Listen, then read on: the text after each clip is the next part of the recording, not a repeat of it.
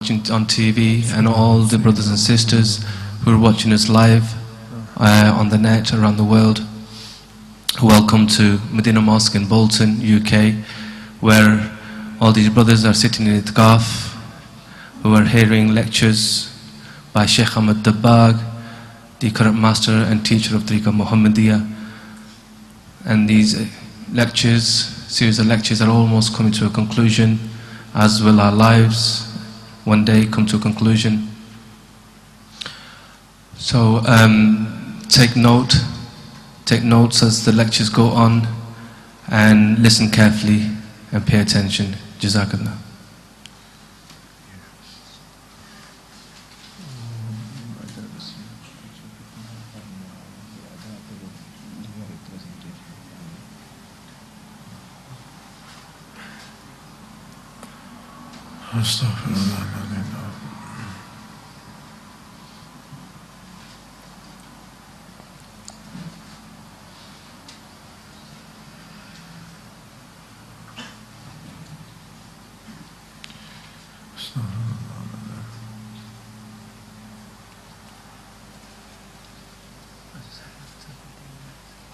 अच्छा,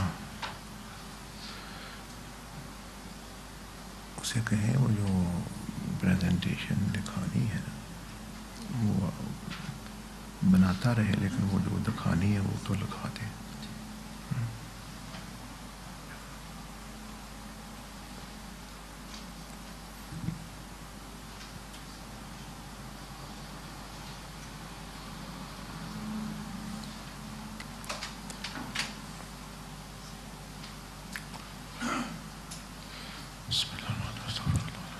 दुरूद शरीफ पढ़ लें जब तो अल्लाहुम्मा सल्लि अला मुहम्मद व अला आलि मुहम्मद कमा सल्लैता अला इब्राहीम व अला आलि इब्राहीम इन्नका हमीदुम मजीद। सल्लि अला सय्यिदिना व नबीना मुहम्मद व अला आलि सय्यिदिना। या अल्लाह या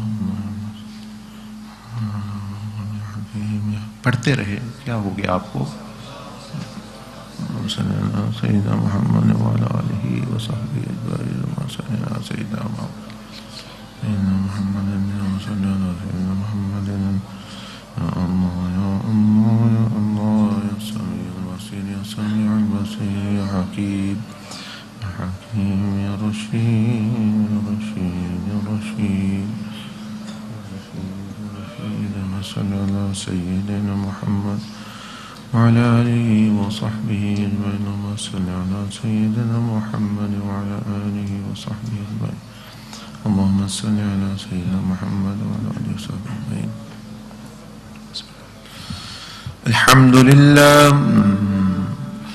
الحمد لله رب العالمين الرحمن الرحيم، والصلاة والسلام على أشرف الأنبياء والمرسلين وعلى آله وأصحابه أجمعين.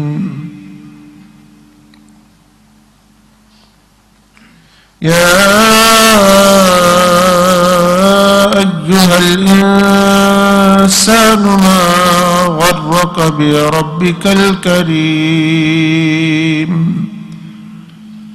الذي خلقك فسواك فعدلك في أي صورة ما شاء ركبك.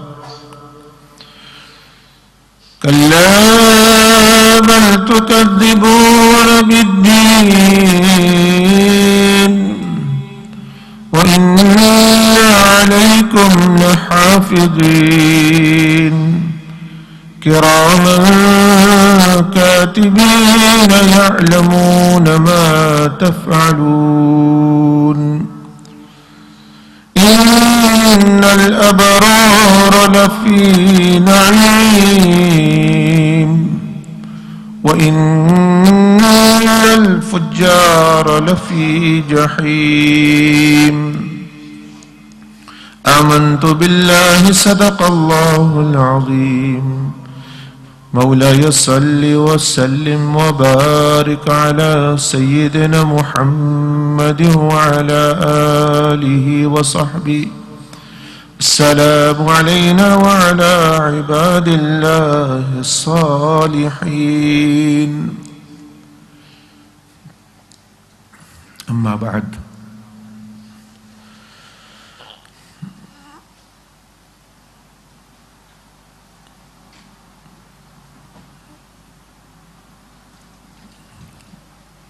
The most important journey which one took ever in his life is the journey to the pleasure of Allah subhanahu wa ta'ala wa jal. Because the value of the journey is determined by who you are going to reach. Who you are going to reach. For example, a scientist studies, his objective is to study stars. So his journey, his knowledge will be valued compared to where he is traveling to. He is trying to learn about stars. After all, he is going to know more about stars. Similarly, the doctors of medical science or the people who do research on human body, their journey will be determined by how much human being has a value. It will determine how much valuable medical science is. After all, they are going to reach just to know about human being. So imagine when the end of the journey is Allah subhanahu wa ta'ala and His Messenger sallallahu alaihi wasallam, that is the highest actually journey to take. Highest level journey to take. So a person should exert his effort and skills in this field. All the sciences, physics, chemistry, the fields of all of the world, they just end on creation. End on creation, end on the moon, end on galaxies, end on stars, end on human being, human mind, but not the human soul, or not to Allah subhanahu wa ta'ala. They don't end there. And all of this creation was and is just a sign to Allah azza wa jal. Allah subhanahu wa ta'ala said, إِنَّ فِي خَلْقِ السَّمَاوَاتِ وَالْأَرْضِ وَاخْتِلَافِ اللَّيْلِ وَالنَّهَارِ لَآيَاتٍ لِأُولِي الْأَلْبَابِ. Verily, surely, in the creation of heavens and earth and the alteration of night and day, there are signs for the wise, men of understanding. So these are signs, Allah subhanahu wa ta'ala said, and you just get lost in the sign, don't reach the destination. Like here's a sign here says to Makkah, and you just actually are clinging to the sign, knowing what the sign is made of. It's green, or it's metal, or it's made of wood. What are the atoms made of it? You just get lost and stop there. What a difference to reach Makkah and just to be with the sign. Sign you can put here. This is going towards Makkah. Similarly, for you, for example, just an easy example, going to London, for example, the sign here says London, and you just study the sign, how it looks, what are the spelling, what is the board made of, what are the letters, what are the atoms in it, what is the physical, chemical makeup of it, structure. You will still be there in Bolton. So those people, those scientists, all life, 1,000 millions years they study, they still stay with the sign. While the sign was pointing towards something. That's why I very often say this, when the wise point at the moon, the fools look at the finger. When the wise point at the moon, the fools look at the finger. So the finger is a sign to the moon. कहते हैं जब अक्लमंद लोग चांद की तरफ इशारा करते हैं, वह ये देखो चांद, वो बेवकूफ उंगली देखते रहते हैं, वो उंगली को देखते हैं. उंगली तो इशारा है, वो तो साइन है चांद की तरफ. So all the creation of heavens and earth, Allah subhanahu wa ta'ala is saying, is a finger which is pointing towards me, the moon of my marifa. All the creation is pointing towards ayat, towards Allah subhanahu wa ta'ala. And if you keep looking at the finger and don't look at the moon, don't get there, you are lost in the sign. That is the problem with many people who think they know, they are knowledgeable. They just get, Quran is the sign of Allah. It is the kalam of Allah. It is not Allah subhanahu wa ta'ala. So they just get study fiqh, Quran, hadith all their life, but they never reach the moon where they were pointing towards. Quran was pointing. What do we say? What is in the Quran? What is in the Quran? Ayat. Yatlu alayhim ayatihi. In the Quran, every verse we say, what is it? Ayat. Ayat means sign. So every verse is pointing towards Allah subhanahu wa ta'ala. And if you've not got there, if you've not reached there, you lost. That's why the Quran said, yudillu bihi kathira wa yahdi bihi kathira. It is through this Quran and the understanding of people that many get lost and they become astray, and many actually become guided. And Allah subhanahu wa ta'ala says, who become astray?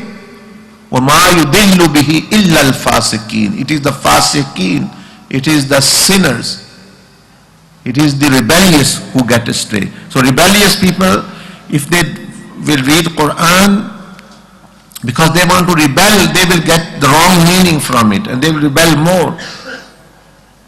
After reading Quran, many came to the conclusion, you don't need to follow Sunnah. Na'udhu billah. That's their conclusion, because they already had this in mind. They went in the Quran with this mind, they will see this. Some people, you see, if you want to see something, you look at the clouds, you can see, oh yeah, this looks like my house, this looks like actually some. There was one person in Pakistan, he used to say, my picture comes in the moon, look at the moon. And obviously you imagine, you might see some image there. And say, look, my picture is in the moon. So this is, but all of this is sign. Even the greatest, Allah subhanahu wa ta'ala said, قَدْ جَاءَكُمْ بُرْهَانٌ مِّن رَبِّكُمْ. To Rasulullah sallallahu alaihi wasallam, Allah subhanahu wa ta'ala said, he is the greatest sign and burhan of Allah. If through Rasulullah sallallahu alaihi wasallam you haven't reached Allah, you have lost it really. Many people lived with the Prophet alayhi salatu wasalam. They spent time with him in Makkah Sharif and Medina Sharif, but they did not reach Allah subhanahu wa ta'ala. They didn't benefit from the Prophet alayhi salatu wasalam as to reach there. So today, inshallah, we'll cover some of the aspects the journey, and today I'm also going to, because it's 28th, to how to start your journey as well to Kingdom, so that when you go home, the real war starts after itikaf, not in itikaf. Here you are in the company of Salihin, pious brothers, and actually the real war starts after the night of Eid, because at the Maghrib, Shayateen gets released. And as soon as they get released, They actually hold your necks and actually just put them in their feet. There you are. जो ही शैतान मगरब ईद की जो मगरब होती है उस वक्त वो रिलीज हो जाते हैं, उनका टाइम खत्म हो जाता है कैद होने का, वो आजाद हो जाते हैं, वो पहले ही शाम में ही वो चूजे की तरह आपकी गर्दन मरोड़ के अपने कदमों में रख लेते हैं, खैर आ जाओ इधर काबू आ गया, यहां से चले थे, बड़ा तुमने इबादत कर लिया है तो काफ बैठ लिया है, करते हैं तुम्हारा सूतर अब वो हम जो है होते। तो इसलिए पहले प्लान नहीं करोगे तो फिर यही होगा, यही होगा। क्या फायदा उस आजादी का जब फिर गुलामी में ही जाना है, महीना आजादी में घूम घूम के फिर शैतान ही के पिंजरे में बंद होना है, तो क्या, इसलिए पहले प्लानिंग करें। इसलिए वो आपको बताएंगे कि ये रास्ता आपने अल्लाह का जो पीरी मुरीदी, वो तो देखो ऊंचे दर्जे की बात है, हम तो मुरीद भी नहीं बन सकते। शाह अब्दुल कादिर जिलानी रहमतुल्लाह अलैह ने 10 शर्तें लिखी है मुरीद बनने की, वो पीरों में भी नहीं पाई जाती, आज के पीरों में बहुत सारे पीरों। He mentioned 10 qualities to become a disciple, and they are not even present in many of the people who claim they are peers and shayukh even. Let aside being a sheikh, that is actually very high. वो ऊंचे दर्जों की बात है, हम उसमें नहीं पढ़ते। हम तो गुनाहगार लोग हैं, जन्नत तक पहुंच जाएं, अल्लाह को राजी कर लें और लोगों को अपने शर से, save people from our evil and benefit the humanity at a limited level कर लें, इतना भी बहुत है, क्योंकि हम तो निरे ही शैतानी जंगल में फिर रहे हैं। So in Sayyidina Abdul Aziz Dabbar rahmahullah, he, Imam Abul Hasan Shazali rahmahullah, Sayyid Abul Abbas al-Mursi, Sayyidina Abdul Qadir Jilani, Imam Abdul Wahab Sha'rani, Imam Abu Hamid Ghazali rahmahullah, they used to see Rasulullah sallallahu alaihi wasallam, they used to meet him in his dreams in wakefulness state, they used to learn from him. Ali Breeze, Shaykh Abdul Qadir Jilani rahmahullah's book, other mashayikh, great awliya, they used to meet and they used to hear and they used to learn from even the arwah of Anbiya awliya Siddi. There are such people. इसको कहते हैं करामतें, as करामत, the guidance. One of those guidance in the silsila of Sayyidina Abdul Aziz Dabbar, the followers of Sayyidina Shazaliya, they say that this is not hadith, this is just they got the guidance from the Prophet alayhi salatu wasalam regarding Shaykh. What Rasulullah sallallahu said to the Shazaliya, like Imam Hasan Shazali, Sayyidina Abdul Aziz Dabbar rahmahullah, about who should be the one principle the Prophet alayhi salatu wasalam mentioned. One principle, listen very carefully this now. One principle. एक असूल आप अलैहिस्सलाम ने बयान किया पीरों के लिए, हो जाओ क्या वो फरमाते हैं मशाइख औलिया. This is just the rough meaning of what they have said. MashaAllah, but you can read in their books more. फरमाया कि ये they are now narrating it from the Prophet ﷺ कि हुजूर अलैहिस्सलाम क्या फरमा रहे हैं for the guide, shayukh, because we finished yesterday on the teacher and the student. The teacher sits in as instructor, the student. Prophet ﷺ said to less or more effect, know that this should be an usul, जान लो कि ये एक usul होना चाहिए for those who proclaim to be a sheikh or a guide or peer, उन लोगों के लिए कि जो अपने दावा करते हैं शेख होने का, पीर होने का, मुर्शिद होने का. क्या?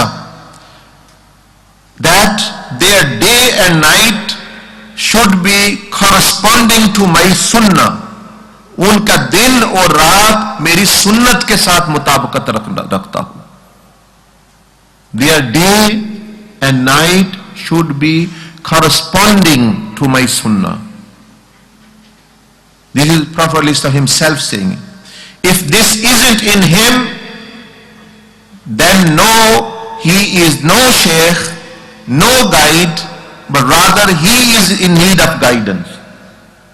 हुजूर अलैहिस्सलाम ने फरमाया अगर ये चीज उसमें नहीं है, if this isn't in him, कि उसका दिन और रात सुन्नत के मुताबिक नहीं है, तो जान लो ना कोई वो शेख है, ना कोई वो पीर है, ना वो कोई मुर्शिद है, बल्कि उसको मुर्शिद की जरूरत है, उसको हदायत की जरूरत है, उसको रहनुमाई की जरूरत है फिर तो। और आज क्या हो रहा है? What's happening today? People are rampant, they don't consider any value of sunnah and they are claiming to be qutabs and abdals and whatever they say, and shaykh al-mashayikh and all these things. In the sight of Rasulullah Allah subhanahu wa ta'ala, they're just actually deceiving him. Here फरमाया कि let those who proclaim that they are shaykh, फरमाया कि जो कहते हैं हम शेख हैं, of any spiritual order, किसी भी रूहानी सिलसिले के कहते हैं, हम शाजली हैं, हम तेजानी हैं, हम कादरी हैं, हम नक्शबंदी हैं, हम चिश्ती हैं, हम सोहरवर्दी हैं, किसी भी रूहानी सिलसिले के Sheikh, that if they are not on my path, they are on the path of devil. हमारा हुजूर अलैहि सलाम ने कि अगर वो मेरे रास्ते पे नहीं है, मेरी सुन्नत पे नहीं है, तो वो शैतान के रास्ते पे चल रहे हैं। ये पीर जान ले, सारे सिलसिलों के पीर जो कहते हैं हम ये है जो भी है, सारे सिलसिले औलिया अल्लाह के हक है, लेकिन but if the claimants have become now not follower of the previous मशाइख, फरमाया कि जो मेरे रास्ते पे नहीं है वो शैतान के रास्ते पर है। He has no nearness to me. He is in the path of devil and the path that leads to hellfire. He is on the path of devil and leads to hellfire. वो शैतान के रास्ते पे और जहन्नम में जा रहा है और अपने दूसरे फॉलोअरों को भी लेके जाएगा। He has no nearness to me nor Allah subhanahu wa ta'ala the exalted. उसको कोई कुर्ब मेरा हासिल नहीं है, ना वो अल्लाह का। वो दावे करता रहे मुझे ख्वाबें आती हैं, मुझे बशारतें होती हैं, उसकी जब उसका अमल ही सुन्नत के खिलाफ है तो अब कोई ख्वाब बशारत को सुना नहीं जाएगा। They are good for him, good and well. It's not incumbent upon others to follow anyone's dreams, anyone's visions. It's not. It is the Quran and Sunnah and following the Salaf Salihin if it is necessary. So फरमाया कि may these people be destroyed who deceive people. फरमाया तबाह हो जाए ऐसे PO, ऐसे जो जो लोगों को धोखा दे रहे हैं, पैसे लूट रहे हैं, उनके साथ धोखा कर रहे हैं, they receiving, may be they be destroyed. हुजूर इस्लाम के लिए जो है वो उनके खिलाफ दुआ कर रहे हैं, क्योंकि वो उम्मत से आप अलैहिस्सलाम को बहुत मोहब्बत है और उम्मत को जो नुकसान देगा आप उससे मोहब्बत नहीं करेंगे। May these people be destroyed who deceive people, pretending to be guide and are not following my way. तबाह हो जाए ऐसे लोग जो लोगों को धोखा दे के कहते हम पीर और ये मुर्शिदीन है और दावा ये, और मेरे रास्ते पे नहीं है, मेरी सुन्नत पे नहीं है, मेरे तरीके पे नहीं है, मेरी शरीयत पे नहीं है। The spiritual guide's responsibility is to bring the seeker towards my sunnah and love me until he meets me. फरमाया रूहानी मुर्शिद की जिम्मेदारी है कि वो सालिक को मेरी सुन्नत और मेरी जात के करीब लेके आए, यहां तक कि वो मेरे तक पहुंच जाए। जिम्मेदारी तो ये थी, और जब वो खुद ही दूर फिर रहा है, when he himself is further away, तो अब वो कैसे ले दूसरों को क्या करेगा। फरमाया when he reaches me I then train him, perfect him to be in the presence of the Lord of all the worlds. फरमाया जब वो मेरे तक पहुंचता है तो फिर मैं उसकी तरबियत करता हूं कि वो अल्लाह के हजूर, अल्लाह के कुर्ब में जा सके। What is perfection? Perfection क्या है? Excellence क्या है? What is perfection? कामिल क्या है? कमाल क्या है? फरमाया it is my sunnah, ये मेरी सुन्नत है, ये कमाल है, यही उसवा हसना अल्लाह पाक ने कुरान में फरमाया। My sunnah is the perfection. If you are going away from it, you are going towards imperfections and naqs. फिर फरमाया wake up you false pretenders फरमाया ए झूठे, ए तसल्लो करने वाले झूठे दावेदारों, जाग जाओ। वेक अप यू फॉल्स प्रिटेंडर्स, ये हमें कहा जा रहा है जो यानी दावे कर रहे हैं कि हम पीर हैं, ये है वो, आप अलैहिस्सलाम की सुन्नत की तबाह नहीं। तो मैं वेक अप, जागो झूठे दावेदारों और तसल्लो करने वालों, रियलाइज योर रॉन्ग, अपनी गलती पहचानो, and turn back to your Lord and to me, लौटो अल्लाह की तरफ। और अल्लाह की तरफ कैसे लौट सकते हो कि मेरी सुन्नत की तरफ लौटो, मेरे रास्ते। Turn back to me, seek Allah forgiveness, Allah से मग़फ़िरत तलब करो, एंड माई फॉरगिवनेस, मुझसे भी माफी मांगो। कितना जुल्म तुमने किया मेरे साथ, यानी मेरे दीन के साथ, लोगों के साथ। Seek my forgiveness if you wish for any success in the next life, अगर कुछ आखिरत में कामयाबी चाहिए तो तौबा करो और अब भी बन जाओ सही, और ये छोड़ दो दावे, और या सुन्नत पे आ जाओ या ये रास्ता छोड़ दो बंदूक, ताकि मखलूक खुदा किसी के पास और जाके रास्ता हासिल कर ले। तुमने उनको काबू करके रखा है, ये मेरे मुरीद हैं, ये मेरे मेंबर हैं, ये उनको ना छोड़ रहे हो, उनको यानी कंट्रोल कर रहे हो। You are controlling them and not letting them go somewhere.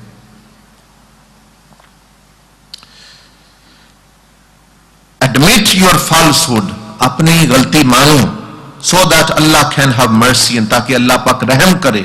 देखो तुम्हारे बाप आदम ने क्या गलती भी नहीं हुई, भूल हो गई, गुनाह भी नहीं किया, फिर भी रब्बना ज़लमना अनफुसना, उन्होंने मानी तो अल्लाह ने रहम किया,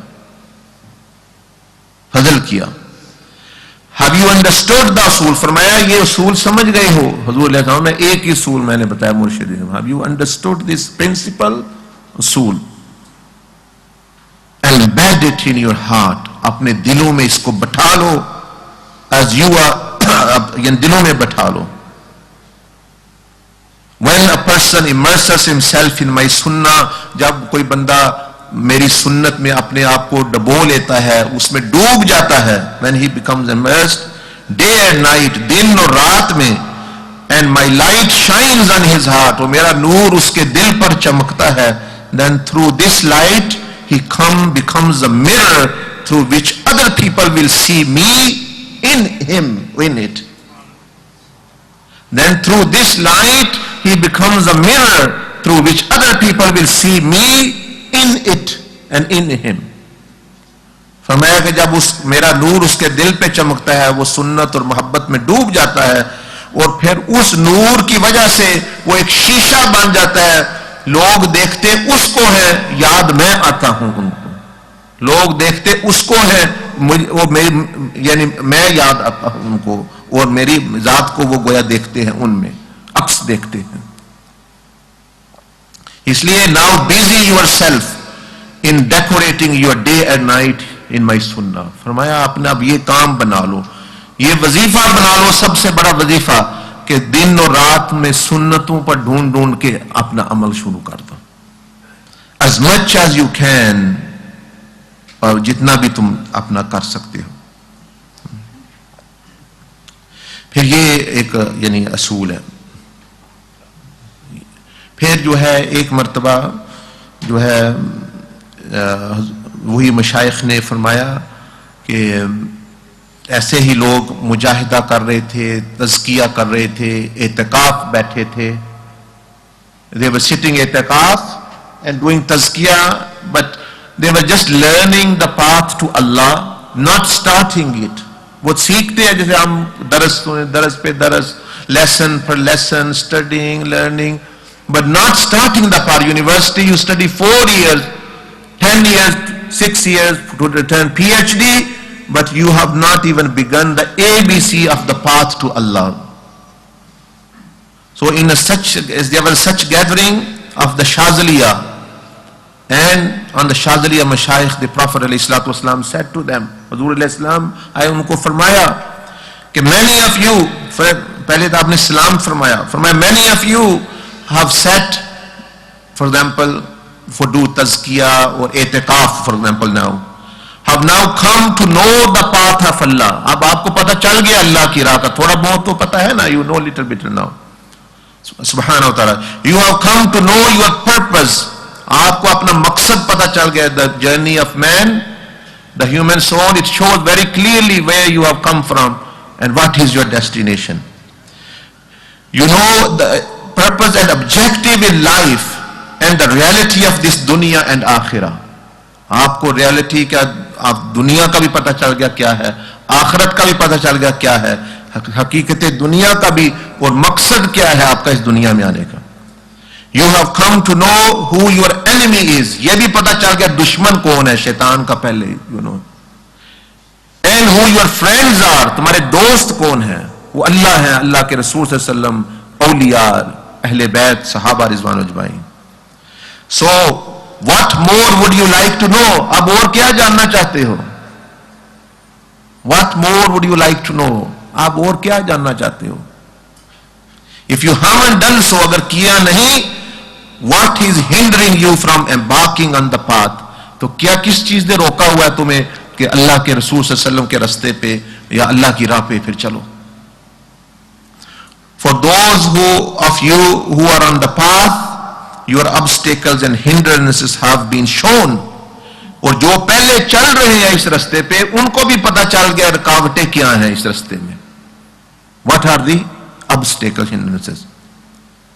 उनको भी पता चल गया. Start working on overcoming them. जो चल रहे हैं वो अपनी रुकावट देखें, they should recognize their obstacles and they should run them.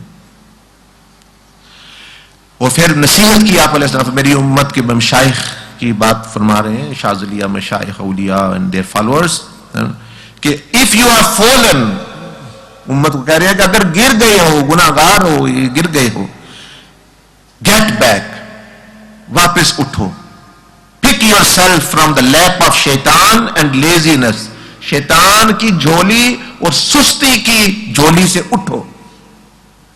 फरमाया कि ये तुम शैतान की झोली, you are sitting in the lap of शैतान और द लैप ऑफ लेजीनेस. कल करूंगा, परसों करूंगा, अगले साल करूंगा, मौत आ जाएगी. These words which you are hearing will haunt you in the grave. कि हमें कितना क्लियर मैसेज दिया गया, कितना रिमाइंड किया गया, and we did not listen in the when you not. These will haunt you very much and there will be regret, utter sheer regret. फरमाया कि get up, pick up yourself from the lap of शैतान and laziness, and if you should fall, अगर गिरना ही है, then fall on my feet, मेरे कदमों पर गिरो. क्यों शैतान के कदमों पर गिरते हो.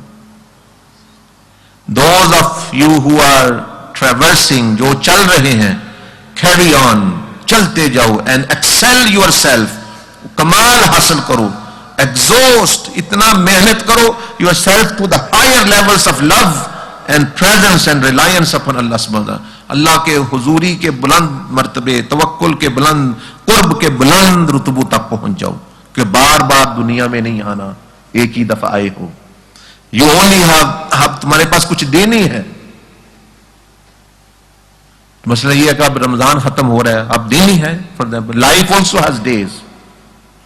You only have, for example, days, for example, before you leave this dunya or before you leave Ramadan, इसको इस्तेमाल करो.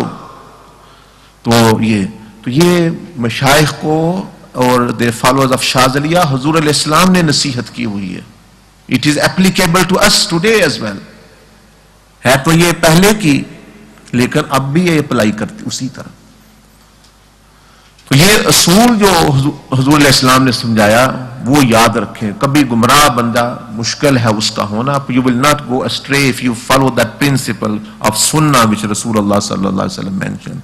और फरमाया कि वो कोई पीर नहीं है, कोई शेख नहीं है, no matter what. I would say या he doing lot of work of दीन इन दुनिया. वो सारी दुनिया पे दावत देता रहे, अगर वो खुद सुन्नत पे नहीं है तो वो नहीं है, वो उसके फॉलोअर आज नहीं तो कल गुमराह हो जाएंगे. They are going to be led astray. ये मिर्जा गुलाम अहमद कादियानी ने कितना काम किया इस्लाम का. पहले they used to debate with other religions to actually proclaim and to prove the truth of Islam. But then what happened after to him and his followers? देख ले, क्योंकि सुन्नत को छोड़ा. It was the way of sunnah to believe in the Khatm-e-Nabuwwat of Rasul, because he said, Ana khatamun nabiyyin, la nabiyya ba'di. I am the last prophet. There is no prophet after me. कोई सुन्नत को छोड़ दे बंदा गुमराह हो जाएगा. So we'll just cover a few things, and then you have the books being given, then I'll show you as the per instruction how you can begin journey, so that you have one day yet to reflect and to ask any questions about practical. Because if you don't take anything practical, then what have I given you? Only then information. You could have got this in while listening to the internet, reading the books.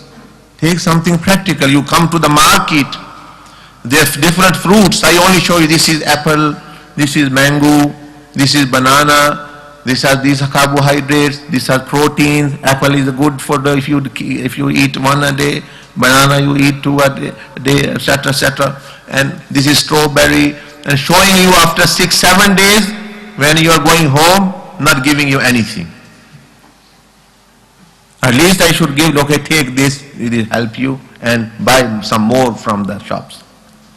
So these are spiritual fruits. If I keep explaining, not to give you, then really this is, and this is happening with the false people, that they are only doing nasiha, wa'ad, and dhikr, not saying to the people you should change, that you should change your shaitanic ways to Muhammadan ways and to Muhammadiyya ways.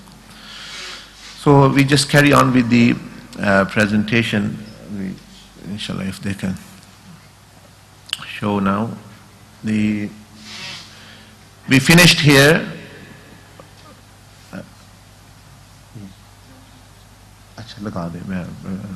I'm just showing it. You want to use the? Okay. I want to show this a little bit, about half an hour or so, and then. So we covered up to here that the nafs example is like a baby sitting in. It will ask many things. So some people say, I feel like drinking alcohol. I feel like having extramarital relation. I feel like, well, that's your nafs saying. Recognize it. Be wise. It's not your ruh saying. It's not your intellect saying. It's the baby saying. Tomorrow your baby says, jump into the well. Will you jump in the well? Baby doesn't know. Baby you're going on driving on the mountainous area, and baby say, I like these ponds and these, let's actually go in the car to these ponds which are looking 10 miles below. Will you say, okay, I feel like going as well? You feel like, but what you will feel when you go, at the end, then you will know. Similarly, when you say, I feel like doing, I don't feel like praying, etc., etc., when you reach the end, the hell and the grave, you will know what you have been feeling. So, like we said, feeling, we don't follow. Feeling come from the nafs. And all life you will be confused. What is the you and what is the nafs? What is the aql? What is the intellect?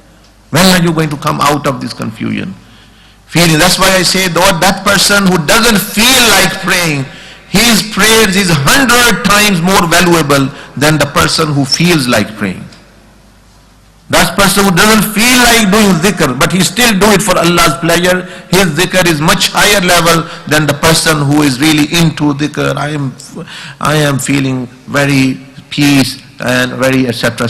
in dhikr. The dhikr of the other person is much higher level. Because this feeling is from the nafs. So the nafs is benefiting. Spirit, it benefits with ikhlas, when you do something for Allah subhanahu wa ta'ala. That's why Shaykh Abdul Salam bin Mashish, rahmatullah alayhi, who is the teacher of Imam Abul Hassan Shazali and great grandfather of Mullah Sharif Amin, this brother from Morocco, is his grandfather. He's a great grandfather. He lived in the time, he was born while Sayyidina Abdul Qadir Jilani was living. When Shaykh Abdul Qadir Jilani passed away, at the same year he was born, 561 Hijrah. So he was praying, Ya Allah, when Imam Abul Hassan Shazali went to him, he was saying, Ya Allah, I seek protection from the good feeling I get in the zikr. Oh Allah, save me. I don't want the pleasure I find in your worship, the sukoon which I get in the zikr and in your ita. आपने फरमाया जब इमाम हसन शाज़ली वहां गए, शेख अब्दुल सलाम बिन मशीद दुआ कर रहे थे, या अल्लाह मैं उस मजे से तेरी पनाह चाहता हूं जो मुझे जिक्र करने में मजा आता है वो ना मुझे आए। या अल्लाह वो जो सुकून इबादत में मिलता है मैं नहीं चाहता वो सुकून, मुझे बचा उस सुकून से। मुझे तेरी याद में बहुत सुकून मिलता है, मैं वो सुकून नहीं चाहता, मैं वो इत्मीनान नहीं चाहता। इमाम अबुल हसन शाज़ली वाज सरप्राइज्ड एंड शॉक्ड। वो हैरान हो गए कि हम लोग तो इबादत इसलिए करते सुकून मिले, इत्मीनान और मजा आए, लुत्फ आए, क्योंकि that was his idea and that's normal people think as well, and shaitan uses this tactic to put them off. He asked his Sheikh Abdul Salam bin Mashih, Ya Sayyidi, Ya Mawlai, we seek this, we do ibadah for this.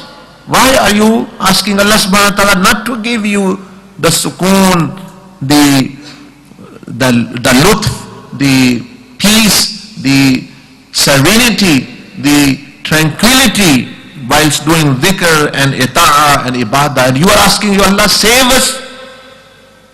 Shaykh Abu Abdul Salam bin Mashih said, oh my son, oh Abu Hassan, the feeling which we get, the enjoyment, the pleasure which we get through dhikr, is that pleasure Allah or is something other than Allah subhanahu wa ta'ala? The enjoyment which I get, the sweet taste I get, is it Allah or is it not Allah? Sheikh Abdul Salam बिन मशीह ने फरमाया, ए अबू हसन बताओ, ये जो लुत्फ और सुकून मजा आता है जिक्र इबादत में, ये अल्लाह है, ये अल्लाह है, ये माबूद है वो मजा या नहीं है? उन्होंने कहा नहीं नहीं, अल्लाह तो नहीं, वो तो मजा है। फरमाया then when you get this you will be veiled from Allah subhanahu wa ta'ala. जब तुम मजे को याद करे तो खुदा को कहां याद कर रहे हो? When you are immersed in the enjoyment, how are you remembering Allah subhanahu wa ta'ala? जब तुम मजे को याद कर रहे हो, you are thinking about the pleasure, not about Allah subhanahu wa ta'ala. You are thinking about the enjoyment, not about Allah subhanahu wa ta'ala. You are thinking about your sukoon, the sukoon of your nafs, not about Allah subhanahu wa ta'ala. I want to think about Allah. I want to be in the presence of Allah. No matter I am getting pain, that is better, because the pain actually does not let me immerse in there. So that's why I say that it can make me ghafil. ये मजा ये मुझे गाफिल कर सकता है अल्लाह की याद से, हुजूरी से। मैं तो अल्लाह की हुजूरी में रहना चाहता हूँ इसलिए, लेकिन मुझे बड़ा मजा आता है, लेकिन मैं वो चाहता नहीं। I feel lot of pleasure and feelings, good feelings. I don't want these feelings because they become a veil, they become a barrier to remember Allah subhanahu wa ta'ala. और हम पड़े हैं इन चीजों के पीछे। We have become अब्दुल मजा and Abdul कफिया। हमारे लोग जिक्र छोड़ दे, ये पहले दिन जो आया था ना मजा, जो चस्का, जो कैफियत पैदा हुई थी, अब नहीं हो रही। भाई अच्छा है ना, नहीं हो रही अभी तो फिर जो है आप अल्लाह के लिए, अल्लाह पाक चाहता है ये मेरे लिए करे। वो तो अल्लाह पाक ने टॉफी खिलाई पहले दिन में, ये कर रहे थोड़ा सा, जैसे बच्चे को आप टॉफी देते हैं वो करे। अब बच्चे को चाहिए कि भाई जब टॉफी के लिए नहीं, अक्सर मकसद जिसके लिए भेजा गया है वो अपना स्कूल जा रहा है, या वो अक्सर मकसद पहचाने। सारी जिंदगी बेबी तो नहीं रहना कि टॉफियों पर ही वो स्कूल जाएगा। अब यूनिवर्सिटी भी जा रहा है, ही इज डूइंग PhD, और अब बोलिए मुझे टॉफी देना तब मैं जाऊंगा, नहीं देंगे मैं नहीं जाऊंगा। Okay, you are still a baby. हाँ तो बेबी है, if you are a baby you still adult and you are saying your mother father please give me a candy और sweet, that's and I am going to go to school और college और university. If you don't, I am not going. That was in the beginning. वो तो beginning में था। तो ये आपको बता रहे हैं कि ये नफ्स को पहचानें। It is in you, but it's a baby. It's a different thing. It's not you. You are the ruh. You are the spirit. You are the soul, you may say. ये तो एक self extra thing है, which has come in you to test you. It's a baby, but you can train the baby to become well, nafse mutma'inna. But if you let the baby train you, the baby start training you. How will that person do? Baby 1.5 की है, आप उसको कहते हैं मुझे driving सिखाओ, मुझे काम सिखाओ, tell me baby how to actually drive cars, how to go out and shopping. Baby कैसे सिखाएगा? Baby तो कहेगा जो गाड़ी अच्छी लगती है उसी में घुस जाओ. Baby doesn't know. Baby says whichever car you find on the road looks good, get into there. उसको तो चोरी पुलिस का तो नहीं पता, लेकिन जब पुलिस आके पकड़ेगी फिर आपको पता चलेगा कि following the baby is good or not. उस वक्त तो बेबी अच्छा लग रहा है. He is saying we get in that car free and drive it, and you find baby is saying good things, but soon the result will come. Soon वो घंटियां वो सायरन पुलिस के बजेंगे, फिर आपको पता चलेगा. नफ्स के पीछे चलते रहे, follow the nafs, and when the sirens of the azab of Allah and maut will come in your ears, then you will know. जब अजाब की घंटियां बजनी शुरू हो जाएंगी, अजाब की बिशारतें और अजाब की जो है न्यूज आना शुरू हो जाएंगे, फिर आप में वो ये क्या हो गया, मैं तो ये नफ्स के पीछे लगा हुआ था. So be sure. Some people say we feel good at certain times. Some days we feel down. When you feel down, that is when your worship is most valued. Because when you're feeling good, the nafs has a share, it has a hissa in it. And when you're not feeling good, then the nafs has no part, only now you do it for the sake of Allah subhanahu wa ta'ala. So many people don't understand this, even religious people, even people who want the spiritual path, they are only doing these things for this. And I have been repeating for 10 years this actually, but this is not maqsood, this is not objective, etc. But people come, I've left dhikr, I don't feel like, my tears don't flow, I don't feel the pleasure, I don't feel the movement, etc., etc. No, this is. Anyway, there's more to it, to the nafs. Is a big topic, how to actually get free from it. I have given one or two discourses on it particularly. So brake pedal, we said the temperature gauge represents hope and fear. ये भी yesterday cover किया था. Khawf or raja. Now, what does the fuel represent in the car? The fuel represents the dhikr of Allah. The best fuel is the remembrance of Allah with one's body, heart and soul. This is the petrol or fuel which keeps you going at the time of need. So do not run dry of the dhikr of Allah subhanahu wa ta'ala. तो ये देख लें, ये गाड़ी में देखें ना petrol कितना जरूरी है. बंदा भूल भी जाए तो अगर गाड़ी में पेट्रोल है उसको फिक्र की जरूरत नहीं इतनी. He doesn't need to bother. But if he have less, then actually it's very, very, you may say, dangerous for him to be stranded. So the example of the dhikr of Allah subhanahu wa ta'ala is the fuel in the car of your closeness. That's why some people, when they have, let's say someone says you must have fuel in the car. He said, okay, but he fills the car, then after 3 days, 4 days, he doesn't put more fuel. He says, well, the teacher said you must need it. I have not put it after 3 days. My car is still running. It will run because it has already got petrol in it. Then he goes more 3 days, 6 days, out 1 week. It's running. He said, well, I think the teacher doesn't understand. Look, my car, I am praying, I am, mashallah, doing good things. Even I'm not doing dhikr, I am fine. Alhamdulillah, he has become his own sheikh and teacher.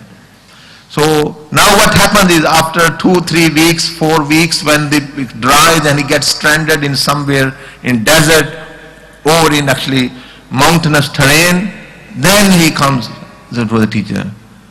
Hazrat Sahab, गुनाह जो है ना वो नहीं छूट रहे, बड़े गंदा काम हो गया. अच्छा पहले जब कहा था जिक्र ना छोड़ना वो तो कहते भाई कोई बात नहीं. Now when you have left stranded, now you are, and now you say what shall I do? I'm stranded, emergency में हो गई है. My car is stranded there.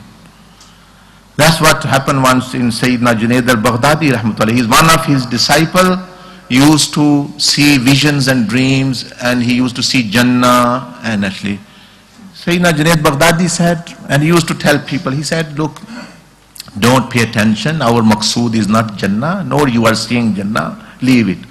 Don't bother about it, just do your dhikr which I. He thought, well, I think the Shaykh has become jealous of me. I have reached somewhere. Na'udhu billah, he has become jealous. But if a person is not purified, he will think like that sometimes. So he said, so he went away from his majlis. He stopped coming. He said, I am my own, I can do things. There are many people who've left and they are doing their own things, but sooner or later they will know. Sooner or later they will know.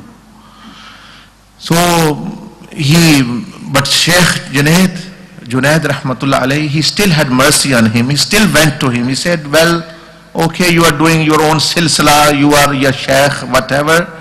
But because I have been your Sheikh for some time, when you go into the muraqabah, do one wird, which I give you extra one. What is that? La hawla wa la quwwata illa billah. He said, okay, that's fine, I'll do it if I have time. But he was, Junaid Baghdadi rahmatullah ने फरमाया कि जब मैं भी तुम्हारा पीर रहा हूँ किसी ज़माने में, अब तुम खुद बुजुर्ग हो, सिलसिले वाले बन गए हो, अब ये भी एक विर्द है, ये भी करना जब मुराकबे में, when you go in meditation, go this as well.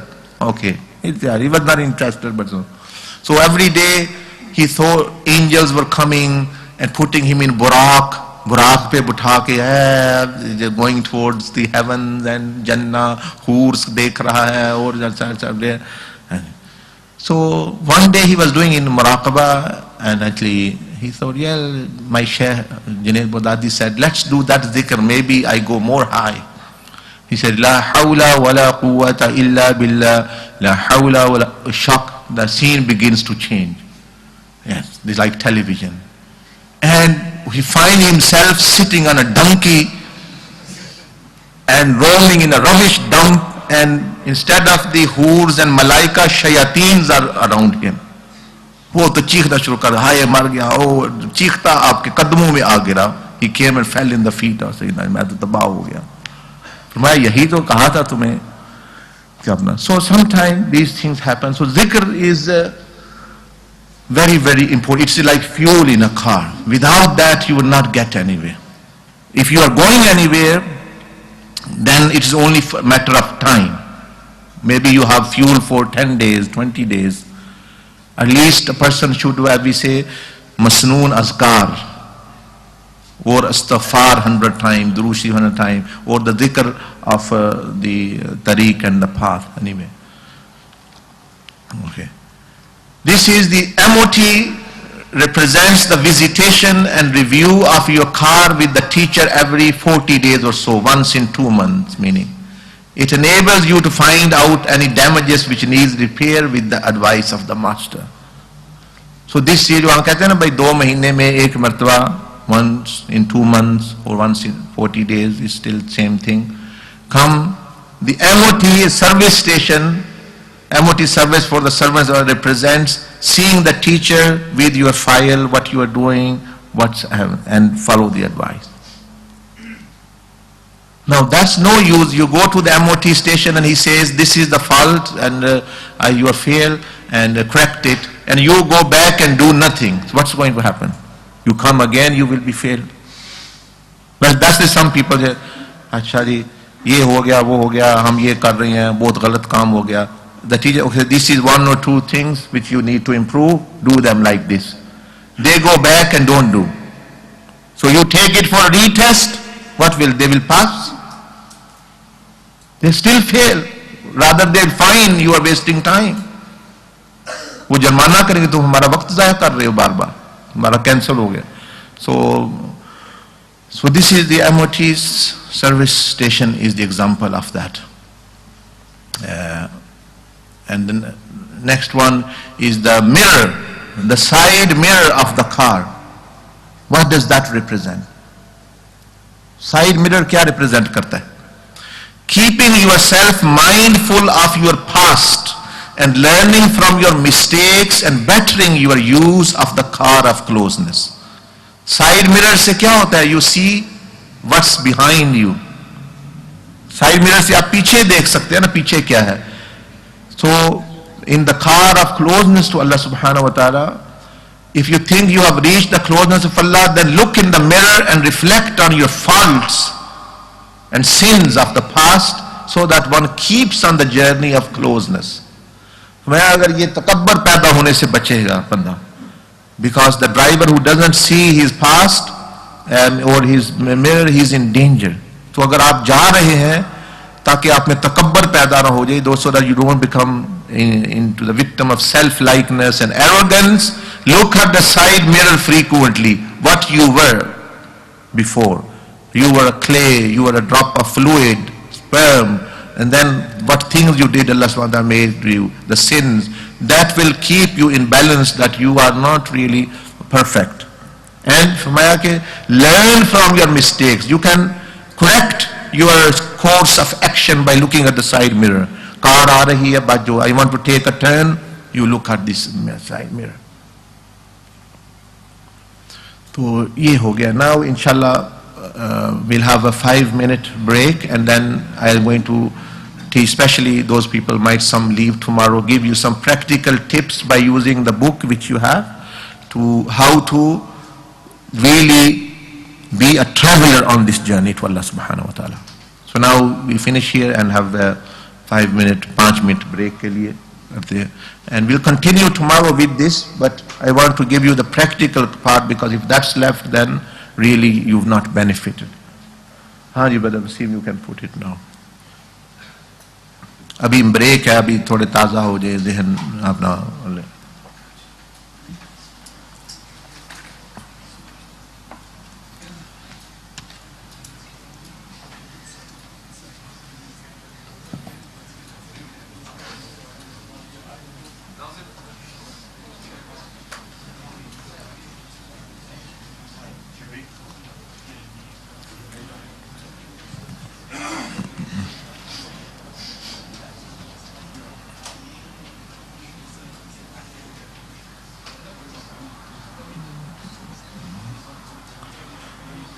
वो जो पहले मैंने कहा था ना, वो तो मैंने कहा था ना मैं उतनी देर में ये पुरानी ये प्रेजेंटेशन शो करूंगा तो आप बना लेना, तो वो तो कुछ भी नहीं, इसलिए मैंने फिर वो चल दिया. चले हम देख लेते हैं.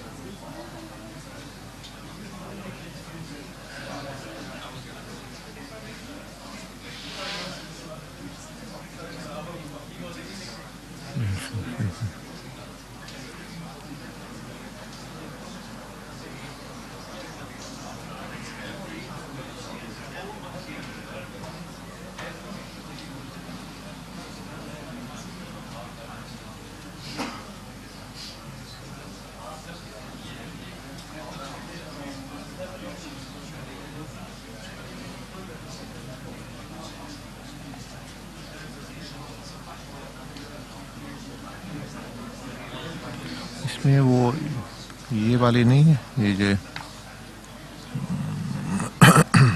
उनको, क्योंकि वो नजर आई है ना, जहाँ रिकॉर्ड करना है उन्होंने,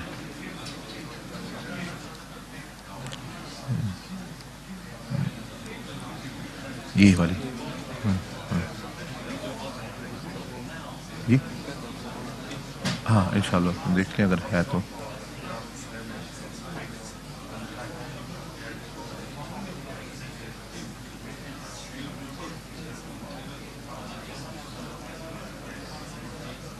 ठीक है हाँ जी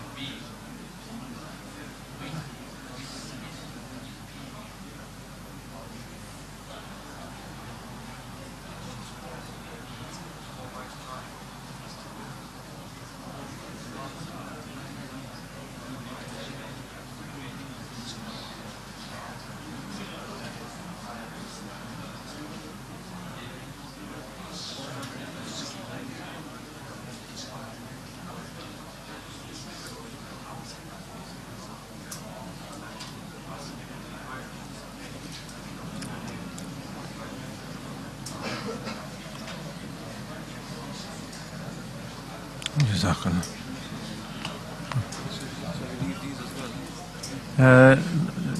ये दिखाएं जी हाँ चलो उनको रहने दें।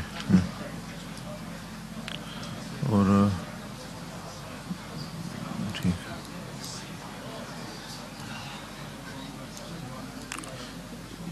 ये जो राइटिंग है इसका फॉन्ट कोई चेंज नहीं हो सकता, जिस तरह वो ज़रा पुरानी किस्म की बन जाए, जिस तरह ये है मुख्तलिफ टेक्स्ट,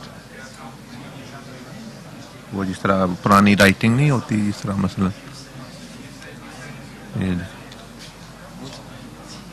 इतना ज़रूरी है।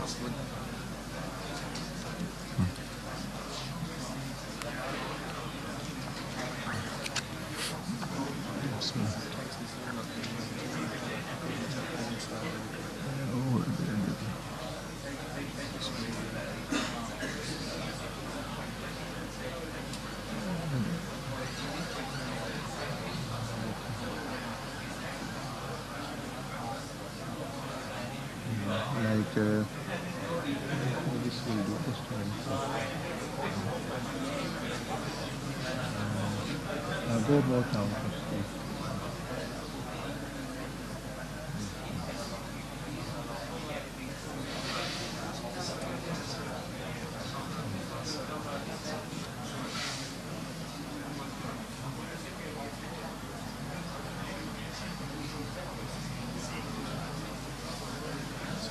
ये ले लो।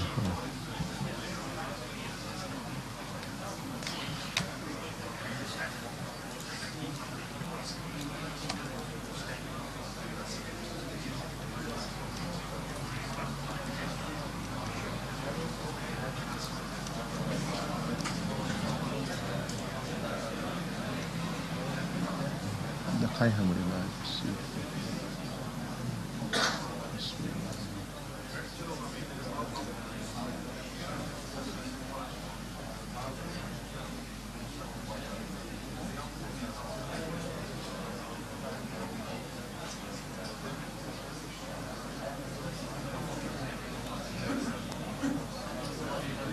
ये करें। Let's see how it looks with this one.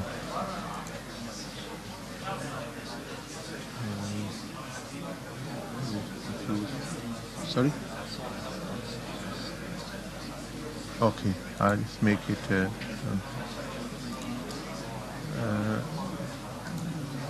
that's will it be clearer if it is small ones? Acha, acha, हाँ, okay.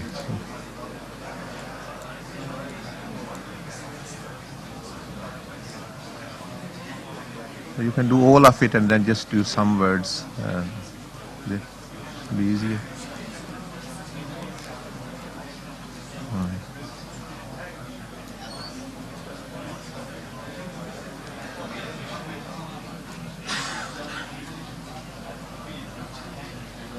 Yes. Yeah.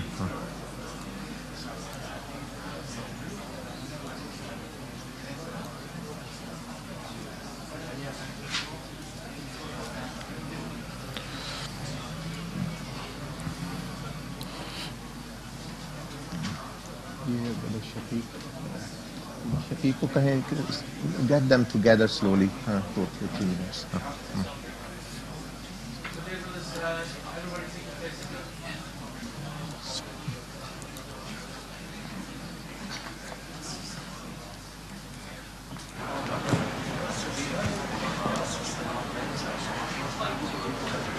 Assalamu alaikum. I'd like to welcome all my brothers and sisters who are watching on TV and all my brothers and sisters who are watching live on the net.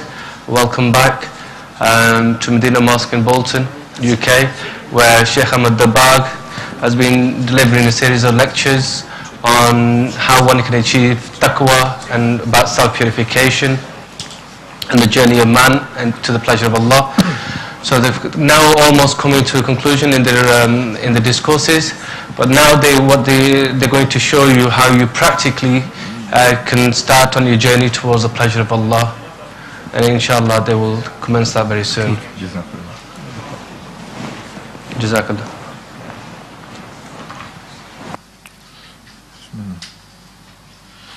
Bismillahirrahmanirrahim.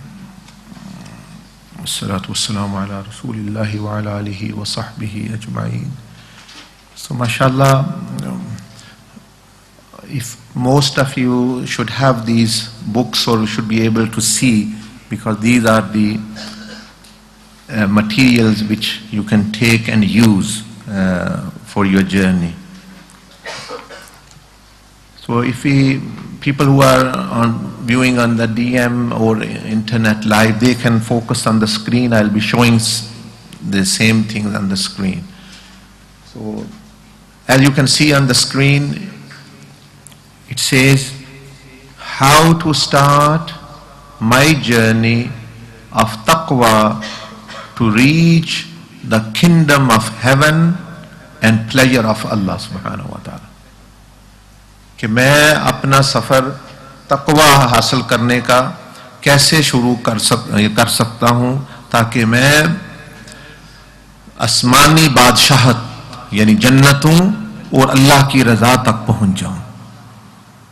Ab don't have in mind, this is not silsila or anything. This is the way of the Prophet sallallahu alaihi wasallam, which every Muslim should have this and do.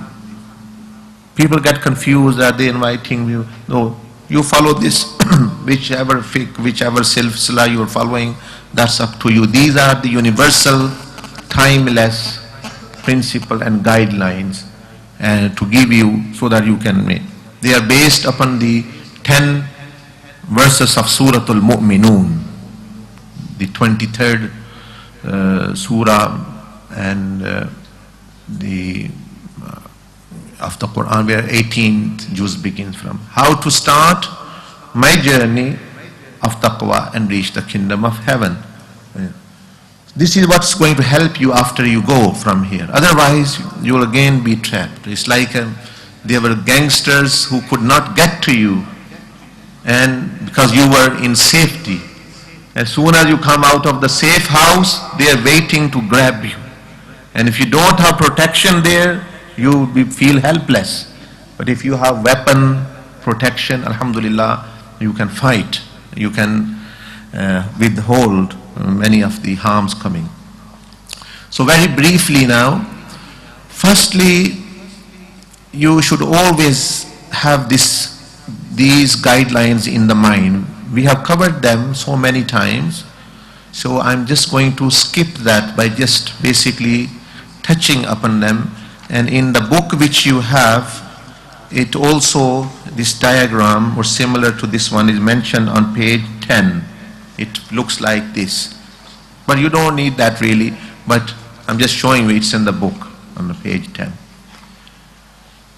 So because if you don't know why, if you are not motivated, you can't fight anything, you can't attain anything if you are not motivated. And motivating factors are two: pain and pleasure. Pain and pleasure, khawf and umeed. So, and other motivating factor is why? Why should I do this? Why? Why? Because you were not your own creator. You were nothing. But even you were not nothing. You didn't exist. Allah subhanahu, even the word nothing did not exist. Only Allah Azza wa Jalla existed. So Allah subhanahu wa ta'ala created us. That's why, answer of why we should follow.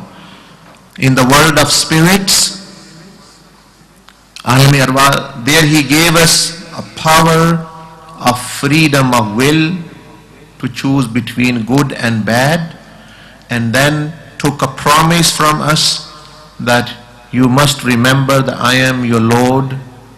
Don't forget, because on the day of judgment then you will be questioned. Thirdly, Rasulullah sallallahu alaihi wasallam covenant Muhammadiyah were taken that you should follow the beloved of Allah. And the fourth thing, that you shouldn't follow the enemy of Allah, shaitan. You know, we mentioned in detail. I'm just mentioning them in one sentence, those covenants. After preparing us, we are now in the field of war.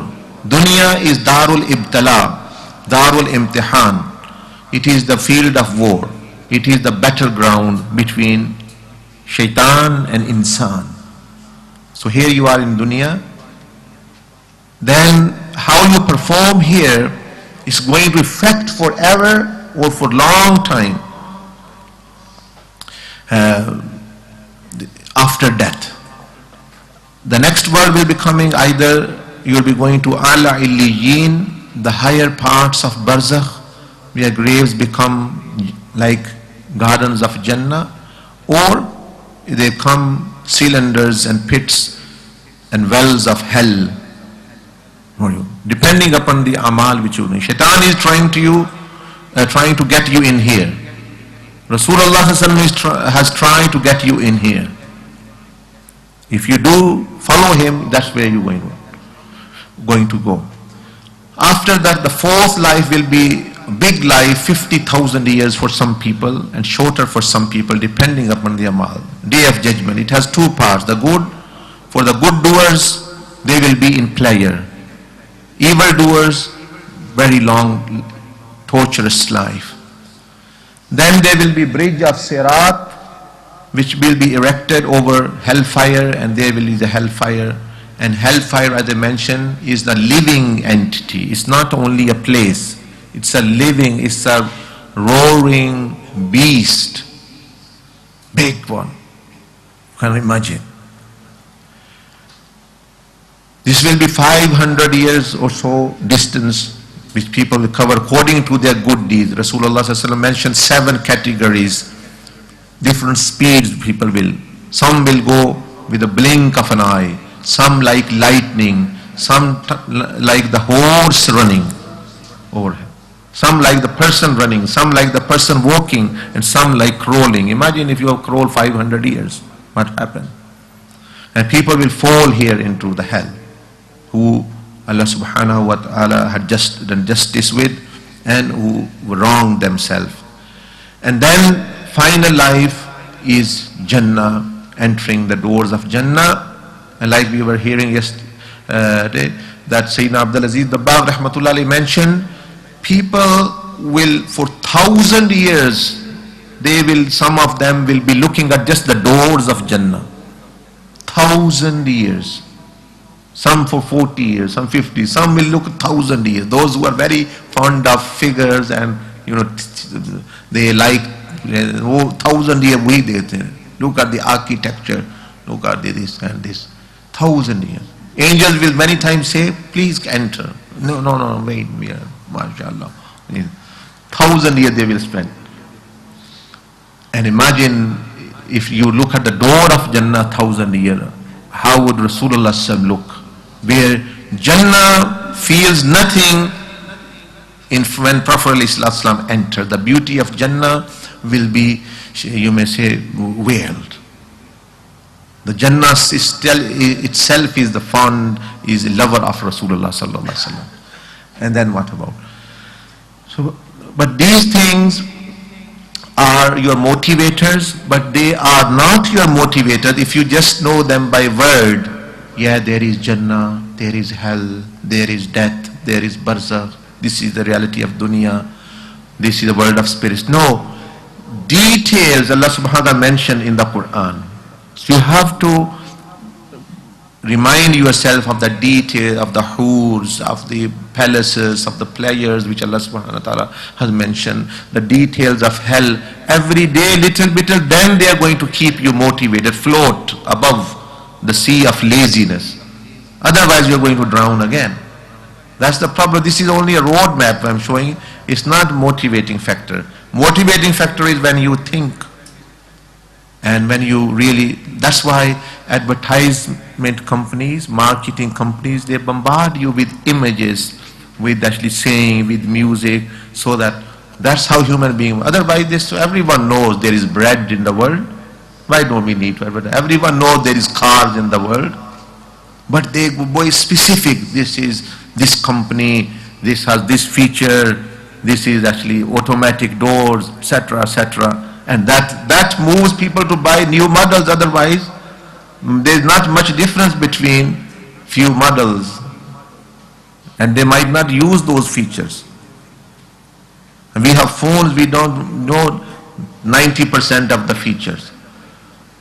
And some people, they buy phone in the shawq and of new, and they don't know even if it rings how to turn it off now.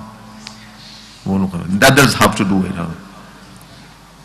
So, but why do people buy is because of they're motivated. Yes, this is new car, new phone, new thing, the details. So similarly, when you will rejuvenate, remind yourself of the details of Jannah, details of the punishment of the fire and the reward in Akhirah, details of the azab of Qabr and the pleasures of Qabr, of the Hashr, only then you will keep it. Otherwise, and the way to do is to listen to 1 or 2 discourses every week. Attend the majalis of zikr through internet or live, come into the majalis or live. Listen to any scholar who is speaking about fikr akhirah, about death, hell, fire, greatness of Allah, the qisas of Anbiya, any scholar. And if you listen to the pious, the people muttaqi, you get more affected by them. But any scholar, read book, remind, just read one hadith to your family, just read one verse of Quran regarding this. This is going to keep you motivated. So this is. Second is the, if you want to follow this path, we mentioned there are conditions. We cannot go in detail. We already mentioned to you. I'm just touching upon. Aqidah, what should be your belief system? It's written in this book. What should be your aqidah? And it's only in 2 pages or 3 pages you can cover the aqidah. So as page 16 and 17, 18, just note the page number, you don't need to look in the book. Between 16 and 18, 3 pages have the belief, correct the belief. You don't need detailed belief, just brief belief about Allah subhanahu wa ta'ala, about the messengers, about khatm nabuwa, about respecting the Anbiya, Awliya, the Sahaba, Ahl Bayt Rizwan Ajma'in, Akhirah, etc. Then you need to learn the basic masail of fiqh which are mentioned in the book on page 21. How to do wudu, how to do salah, what is halal, what is haram. Third condition is tawbah, repentance. And that's also mentioned in the book from the page 23 onwards. 23 to 32, the rights of Allah subhanahu wa ta'ala, 7 rights of Allah, 5 rights of Rasulullah sallallahu alaihi wasallam, rights of creation. If you have violated them, you must discharge them. Ask forgiveness, return the money, return the property, ask forgiveness people who you have given hard time without any right. So they are known as repentance. And repentance has 4 conditions.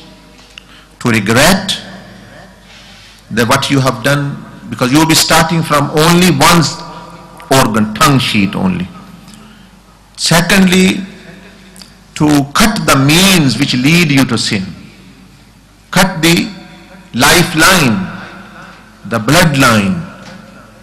If phone is taking you, don't cut that link. If there is a phone number of a person or a place you go and indulge in that sin, you have to cut those means and those ropes. Otherwise your tawbah is not a true tawbah. Remember what Rasulullah said about the person who killed 100 people? The advice given to him was to leave this city and those people and go to the righteous one, meaning cut the means which lead you to the sin. If you won't abandon those friends and family members who are inviting you towards evil, you won't be able to come out.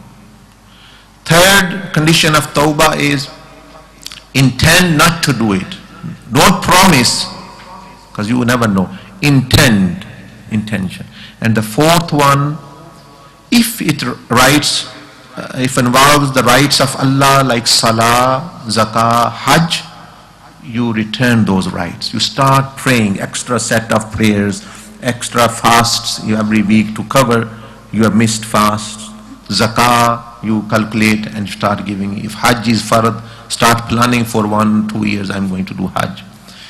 If you missed rights of Rasulullah sallallahu alaihi wasallam, you didn't love him as you should, you didn't follow him as you should, you didn't convey his message as you should, then you start doing that. If you miss the rights of people, you have backbited, slandered, you ask forgiveness from them. If you have got money from someone, you return the money or ask forgiveness. There are ways to do it. If you tortured someone, you ask forgiveness. And you also fulfill the right of yourself, nafs. Save it from hellfire, keep it clean, give it sufficient sleep, sufficient food. This is the rights of yourself. Keeping it clean, healthy, the rights of the nafs. If you violate it, when you are taking drugs, you are not only sinning, for example, doing command of Allah subhanahu wa ta'ala, you are also doing zulm upon yourself.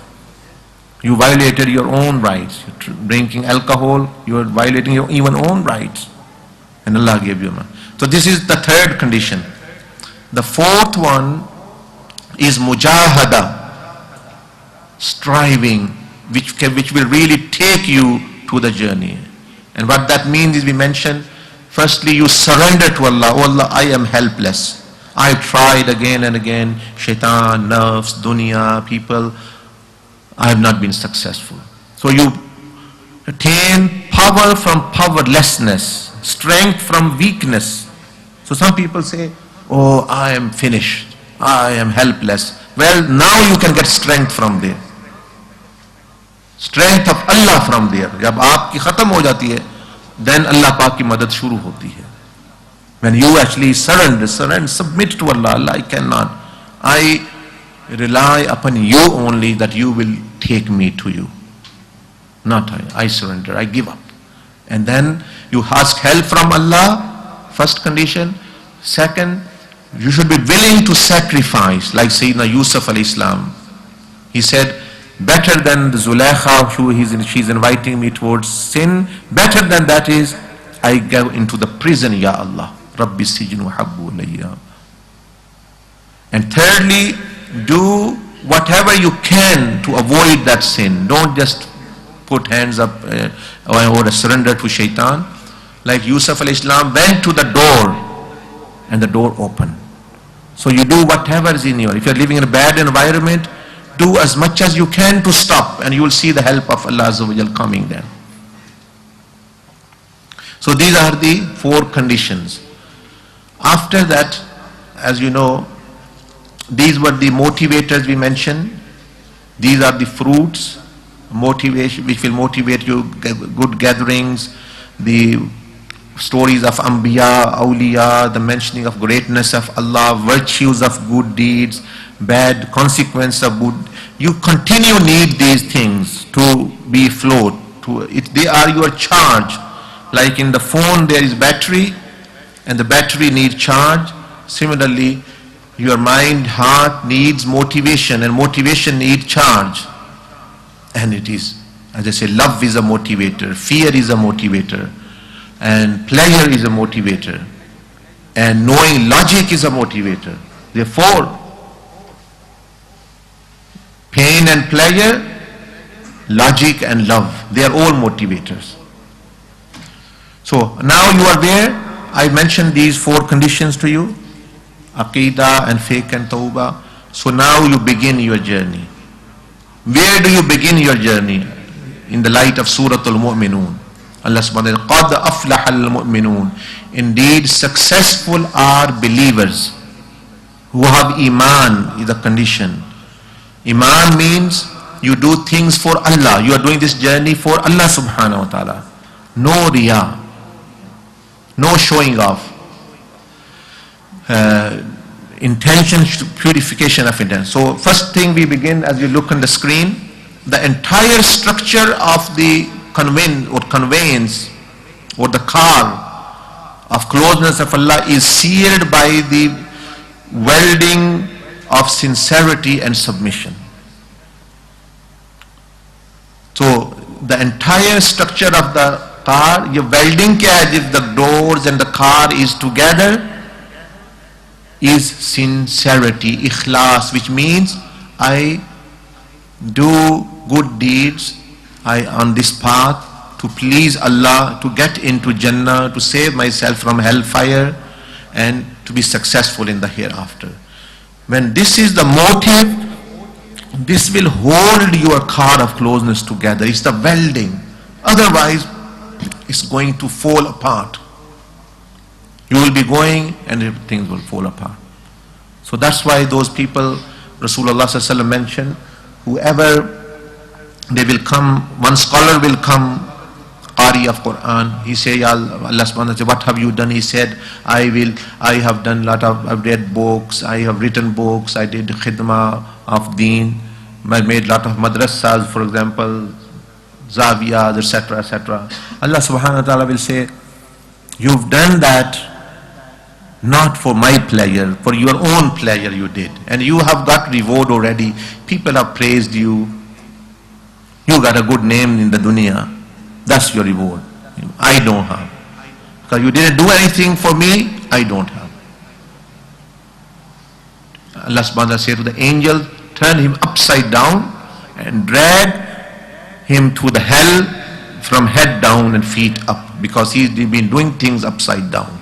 He should have an intention to please me, he had intention to. So that's why it's very dangerous to self-project, कि मेरा नाम ऊंचा हो जाए, and to give my name, write it on the board, write on here, etc., etc., where people are fighting with wrong intention. This is fitna. So what does it say here? You determine the strength of your convince of closeness with true sincerity, for all that you should do, it should be for the pleasure of Allah. If one slacks or falls short of ikhlas and submission, there is a danger that his entire conveyance will fall apart. Even a minor collision may destroy his car of closeness. Even a small accident, because it's weak. So person who doesn't have ikhlas, who is not doing it for Allah subhanahu wa ta'ala, he will abandon the path. When you go home, if you don't have ikhlas, someone say, well, where have you been? I've been to Medina Mosque. Well, are you doing these things for those people? But they are backward people. Things. Yes. If you don't have ikhlas, you are going to fall apart. They are this, because you are not doing it for me, or you do it for Allah subhanahu wa ta'ala. Then you are going to stand your ground. Because I'm doing for my akhirah to please Allah, not to these people. So there are different levels of sincerity which are written in this book. So we start first thing, قَدْ أَفْلَحَ الْمُؤْمِنُونَ is from Ikhlas we start, which is, if you turn to page 105, 105, you can turn there now, because we are going to teach you how to write that. 105. If anyone has small book, it's page 29.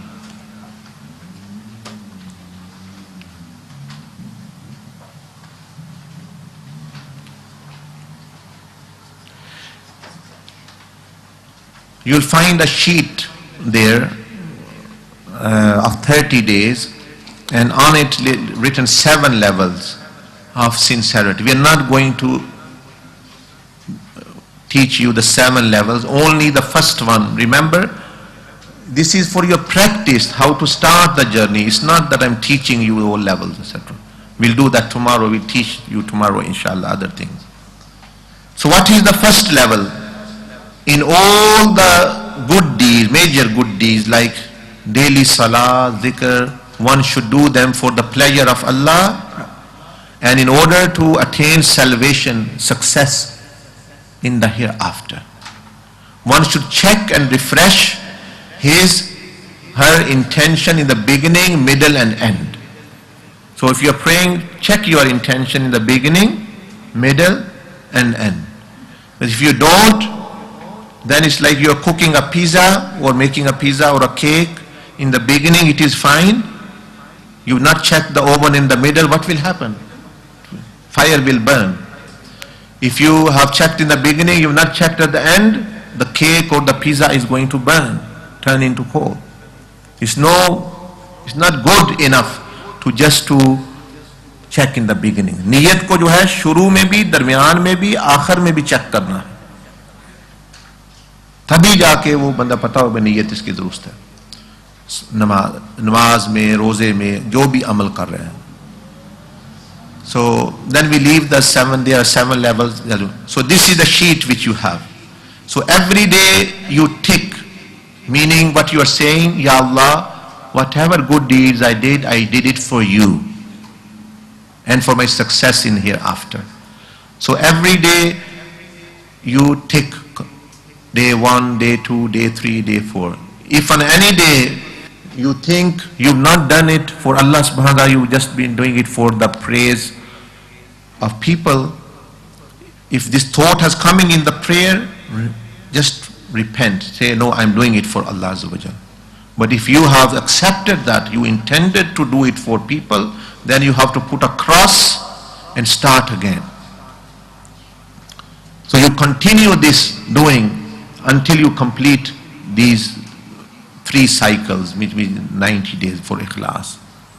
So this is the first thing which you need to begin the path to Allah, which is the foundation, ikhlas, sincerity.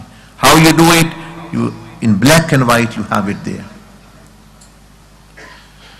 And I hope they have understood. I'll give you opportunity of question after. So that's what ikhlas or humble. The more higher the level of ikhlas, the more closeness of Allah subhanahu wa ta'ala you will get. So it's level 1, okay, your closeness to Allah is here. 2, 3, 4. As you go higher, then higher you achieve. Itna ikhlas zyada hai, utni hi us amal ki qadr. Amal is like a box. Amal is like a box. Ikhlas is the weight and heaviness of that box. अमल खाली अमल इतना बड़ा डब्बा है, उसमें चीज ही कोई नहीं, वो उसको एक यानी किक मारे वो उधर चला जाएगा. तो शैतान जो है जिसमें इखलास नहीं होता, उसको एक किक लगाता है, उसका अमल ही कहीं गायब हो जाता है. वो फुटबॉल की तरह ऐसी किक लगाता है, अमल नजर ही नहीं आता कहीं, क्योंकि इखलास नहीं है. It's a lightweight box. So shaitan kicks it, it goes far away, finish, breaks it into pieces. But if it is heavy, if it is small even box, but it is made of metal, steel, whoever is going to kick, he is going to be harmed. अब जो kick मारेगा उसके लगेगी. So that's why Shaitan said, I don't want to put kicks on these people. He said, I will lead astray everyone illa ibadaka minhumul mukhlasin. But these people who are sincere and chosen, oh no, Ya Allah, they're very strong. I will hurt myself. I am not going to hit them. Because he knows they have blocks of steel. Shaitan comes, he is going to bump his head. But others are just empty boxes and like balloons, he plays with them. So that is ikhlas. And that's how you are going to be resurrected on. And this one should always have. And that's how you are going to get. Some people say, how will we get this through this sheet? Once you do it more and more, the beauty of this is, it's not time consuming. You're not investing time. You're not investing time. It's just a matter of being conscious. You are doing the same good deeds. So number 1 thing is covered. There are 5 altogether. Next is Allah subhanahu wa ta'ala said, قَدْ أَفْلَحَ الْمُؤْمِنُونَ الَّذِينَ هُمْ فِي صَلَاتِهِمْ خَاشِعُونَ. Those who have khashu, humbleness in their prayers. So we are trying to teach you the first level of spiritual prayers, the foundation level. So that's the 10 spiritual levels of khashu. If you come on the page, let me see in the big book, here it is, on the page number 92 and 94, 92, 94. Page number 92 and 94, where it says spiritual level of prayer, like this one on the sheet there.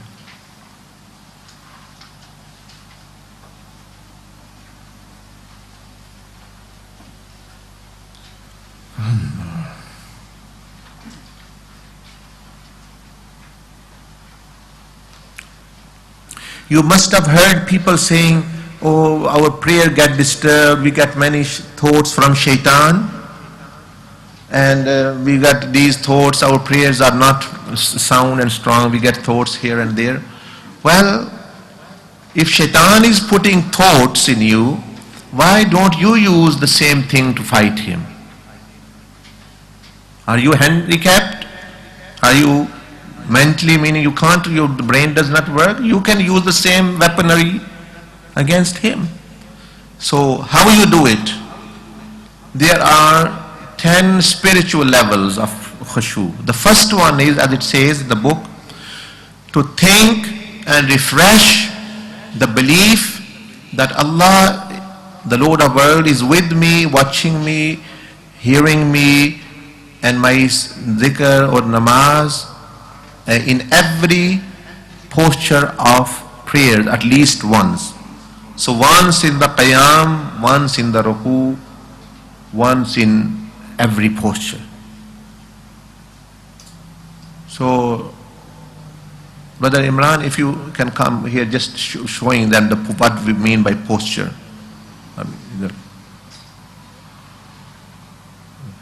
By posture we mean, posture se murad ye hai, when you are in qiyam, let's say you are in qiyam.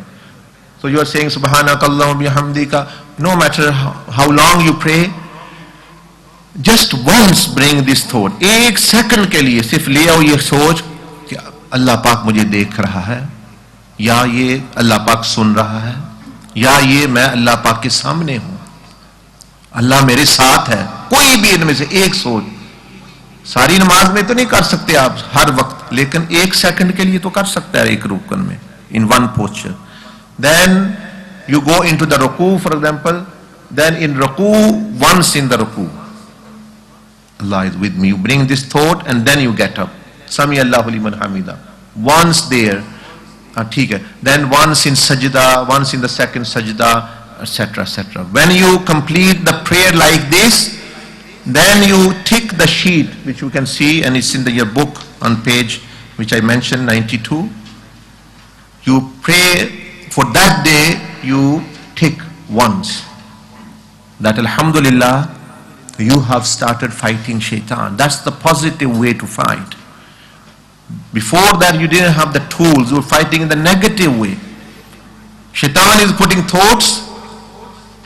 You also put the thought of Allah. Let the thought of Allah fight the thought of shaitan, and this will win by the will of Allah. Because this is the thought of Allah Azza wa Jalla. So you complete 40 days like this. Then I can assign you the second or the third level. Then your khushu is going to increase. More and more aware, conscious, you become the presence of Allah. وَالَّذِينَ Remember, we are going according to the verses of Surah Al-Mu'minun. How Allah subhanahu wa ta'ala, if you want to become successful. Third thing Allah subhanahu wa ta'ala said, وَالَّذِينَ هُمْ عَنِ اللَّغْوِ مُعْرِضُونَ, and those who save themselves of useless love, useless speech, useless hearing, whatever, but mainly love refers to the speech, the tongue. So now, if you look at the screen, you are here now. Body, purification of the body, because the body, the tongue is the part of the body, bridge of purification. So you are on the bridge of purification, organs. Firstly, you master the tongue, because Allah subhanahu wa ta'ala said, وَالَّذِينَ هُمْ عَنِ اللَّغْوِ مُعْرِضُونَ, those who save themselves from the evil or from the love of the love amal, tongue, ears, eyes, hands, all those things it refers to. That's how now you are going towards heavenly kingdom and Rasulullah sallallahu and Allah subhanahu wa ta'ala. So what are the love? The tongue and the sins of the tongue. Then the ears. We are not bothered about ears yet, or eyes yet, or hands or feet. Leave them at the moment. You start with the tongue. Because if you cannot fight with 7 enemies, you divide them. You will be able to fight. If there are 7 groups, you divide those groups. If you cannot pick up a big stone, you can, if it made of 7 blocks, just pick 1 block and put it there. Then move the second block. Whole of the mountain you can move like this. We are trying to fight at once. That's why we find it hard. So only one thing, tongue. Now you go to the sheet of the tongue, which is on the page 95. Page 95.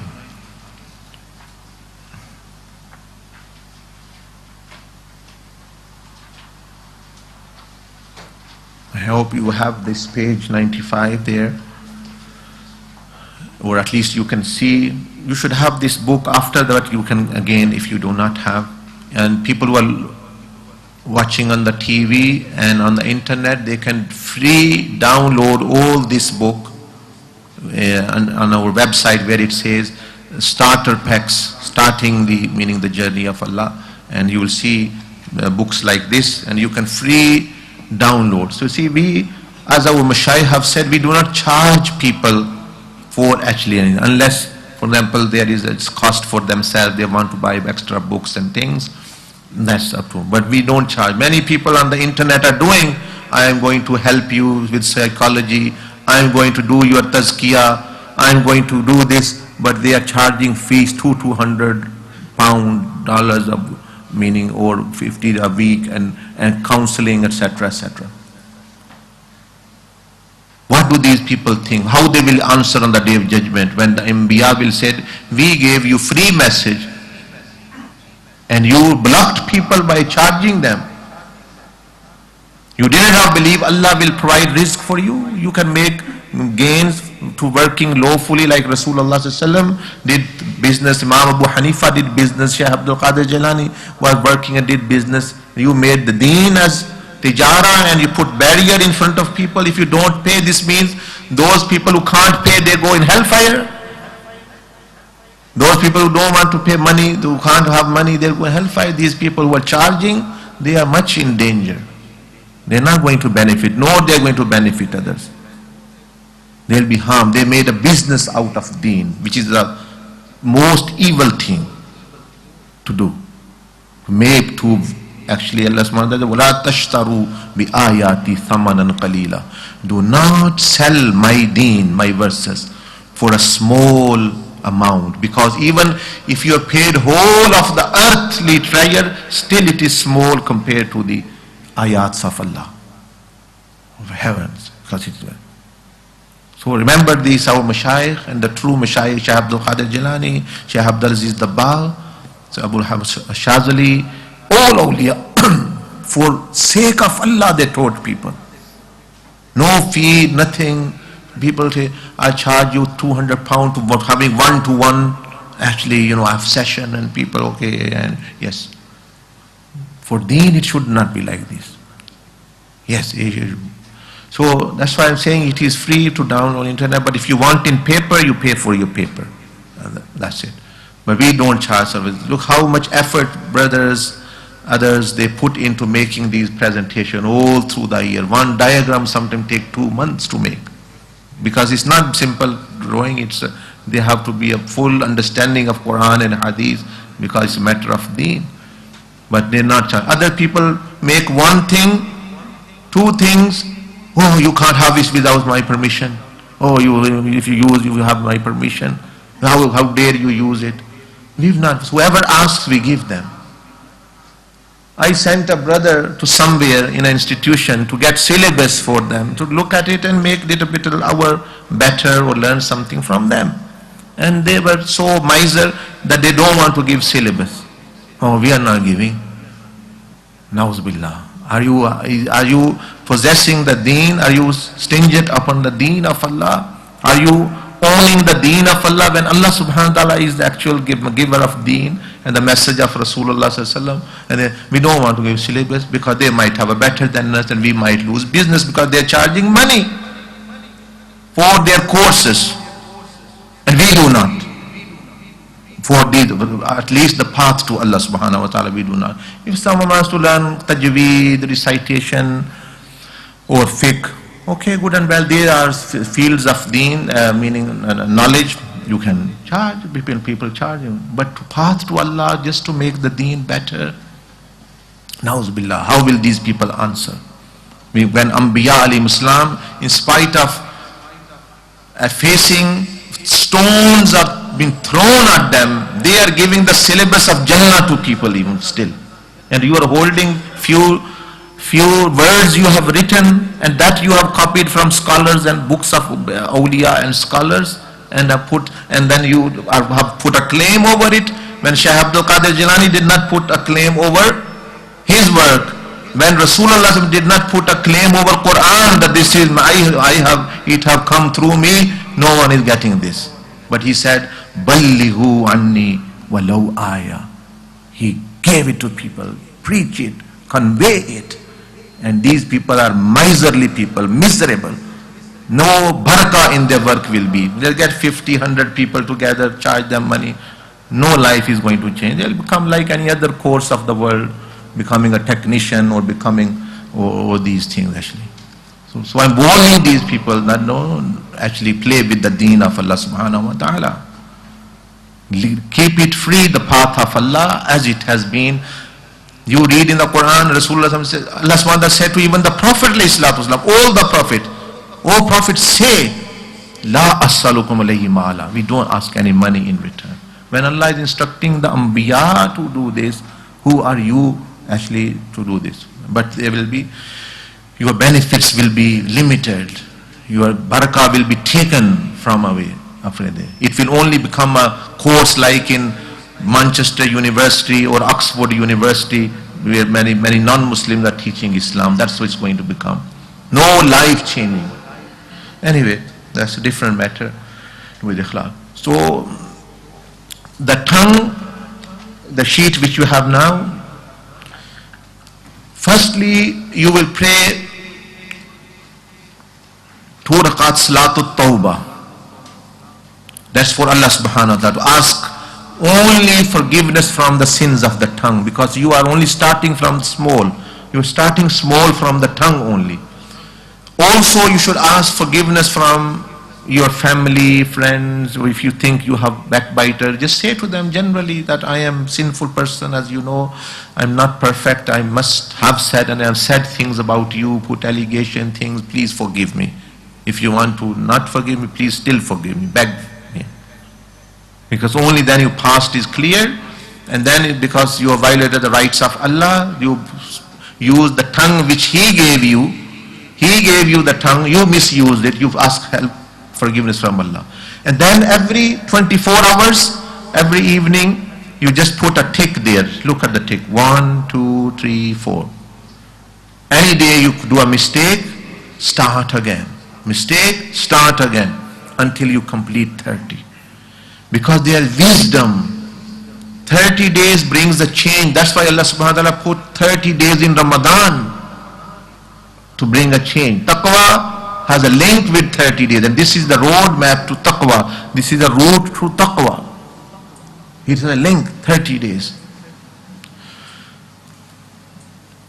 Someone said, but what about 40? Well, good and well. If you can do 40, more acha hai. But at least this is minimum. And some people are very passionate. Oh brother, I want to do save 7 organs at once. Okay, if you can fight 7 enemies at once, good and well, go and fight. But what the result is, they're not even able to fight one.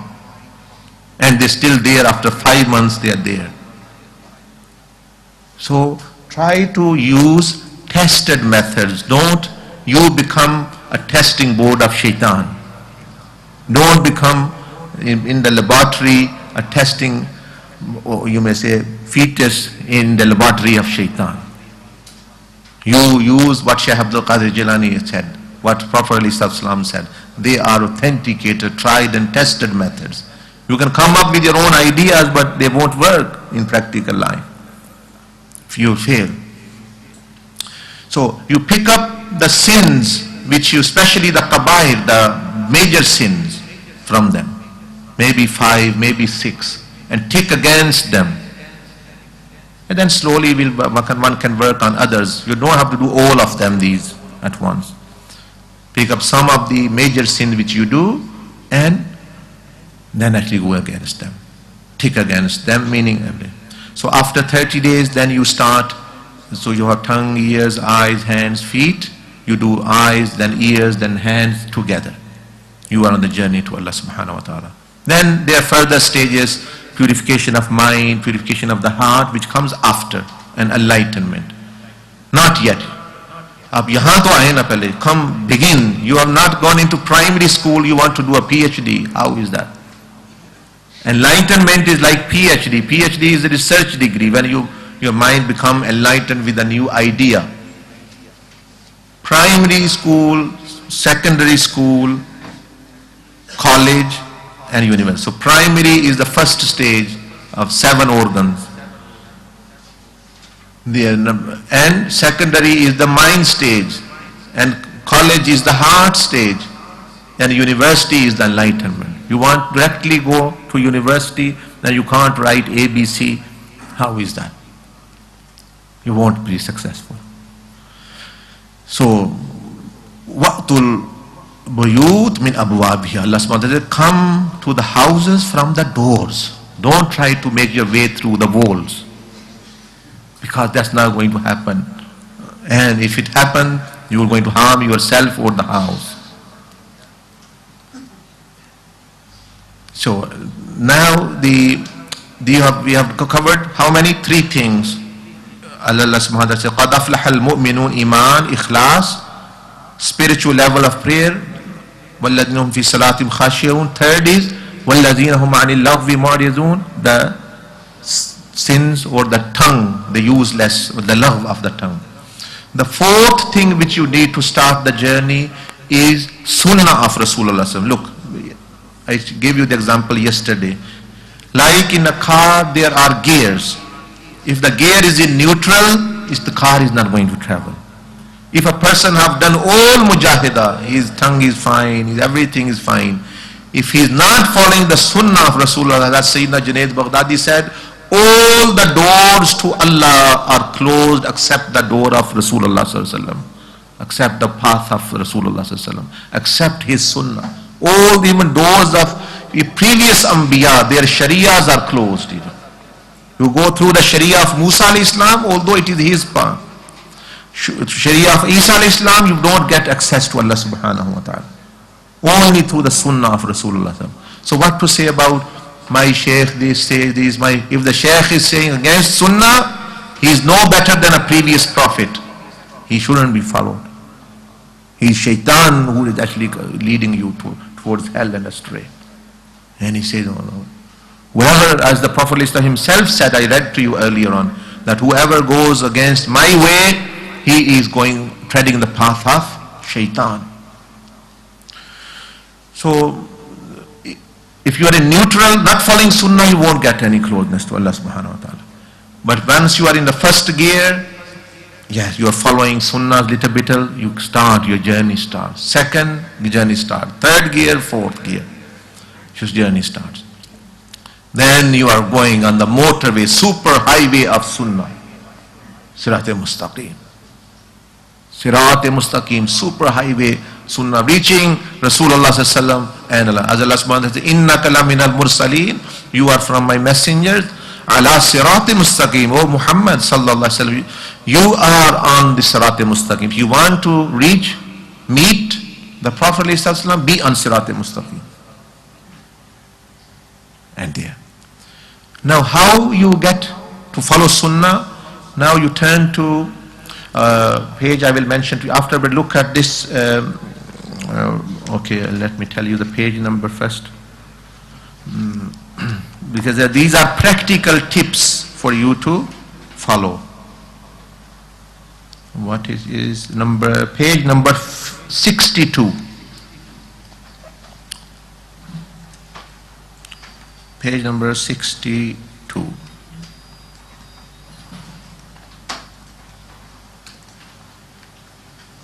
Okay.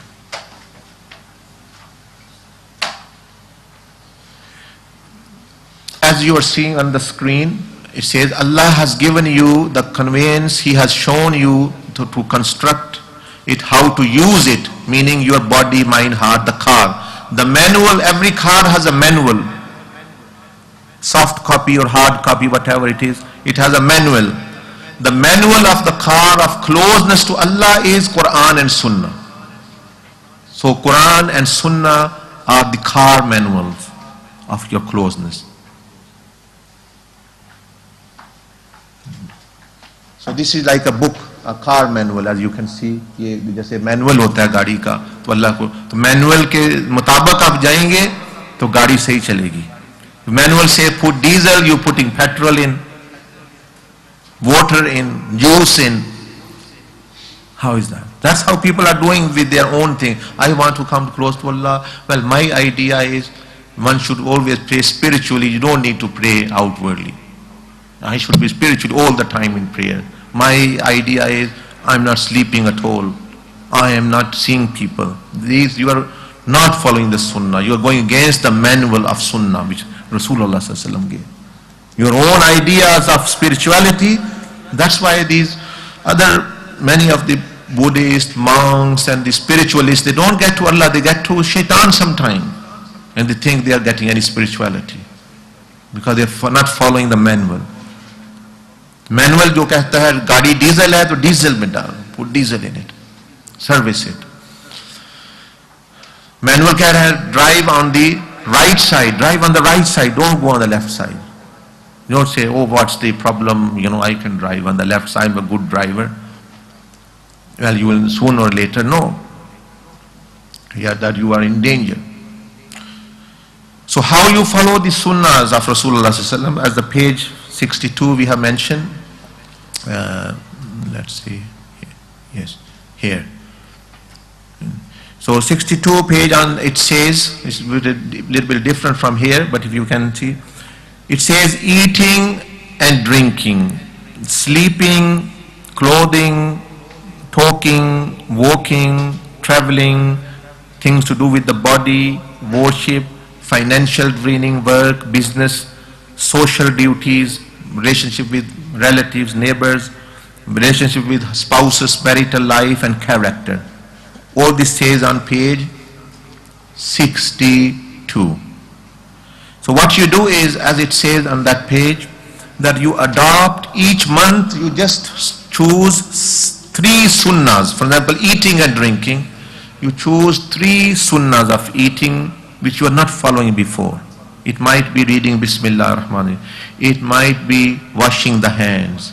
It might be sitting down where you can to eat. So they are listed on this page. For the, I'll just show you. If you go on to the page where the sunnahs are listed, page 81, and you'll find exactly a page like this, 81.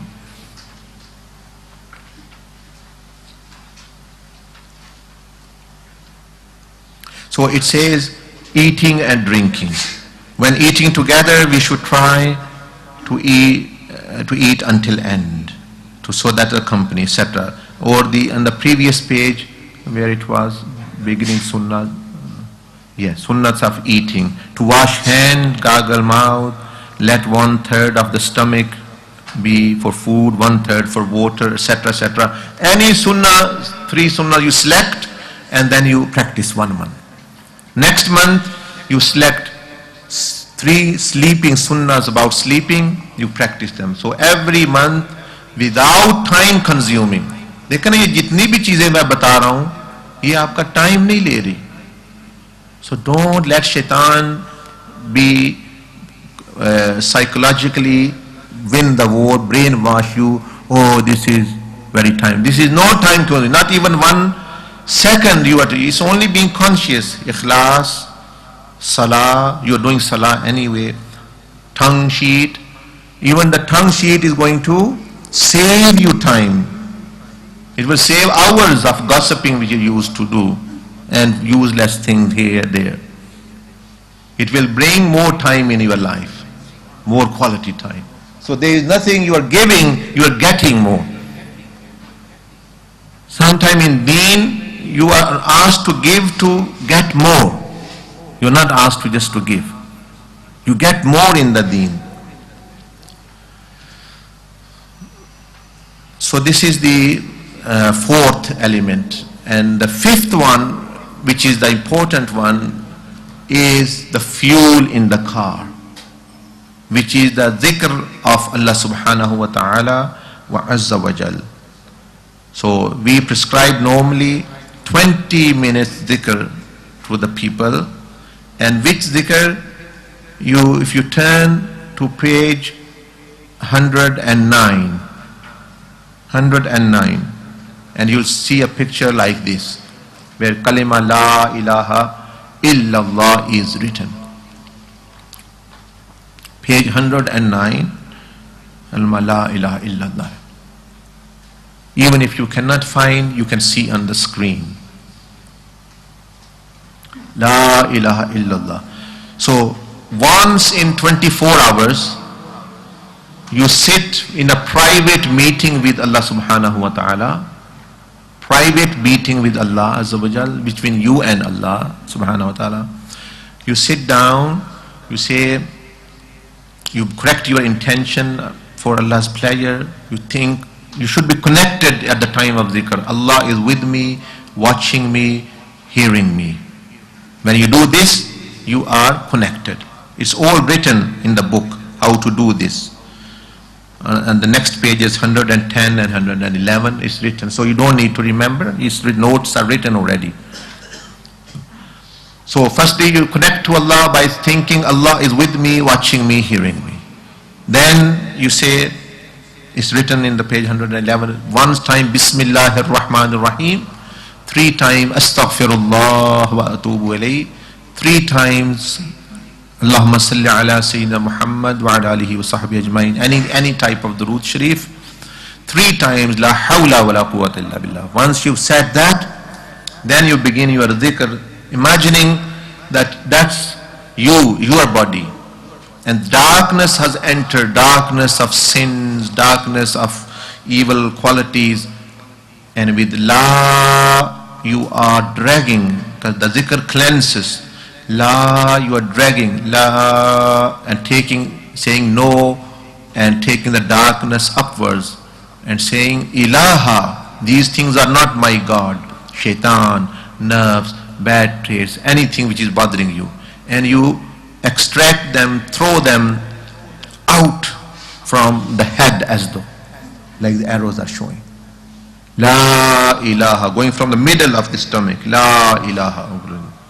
And then once you've thrown the dirt out, then illallah, meaning Allah's subhanahu wa ta'ala's closeness, His love, His presence should become stronger and stronger every time you say illallah.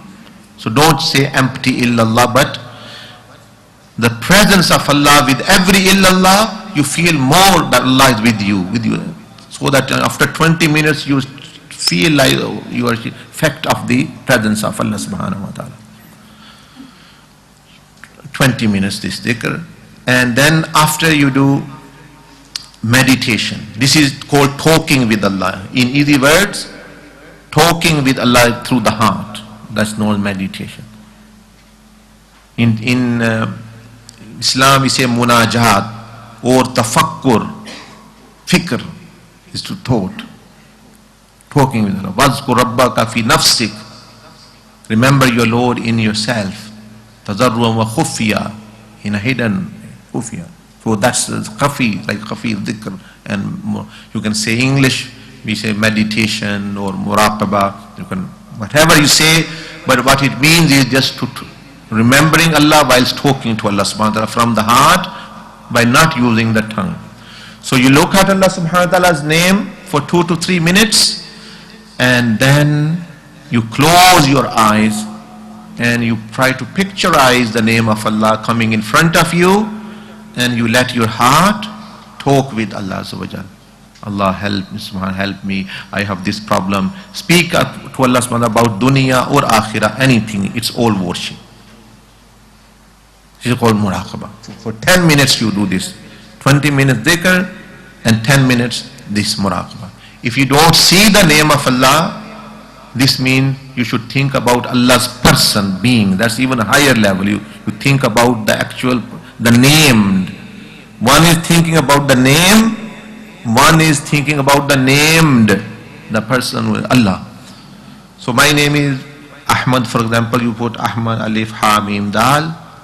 Looking at that also represents me, is my symbol. But when you think about me as a person, that's the higher level thinking.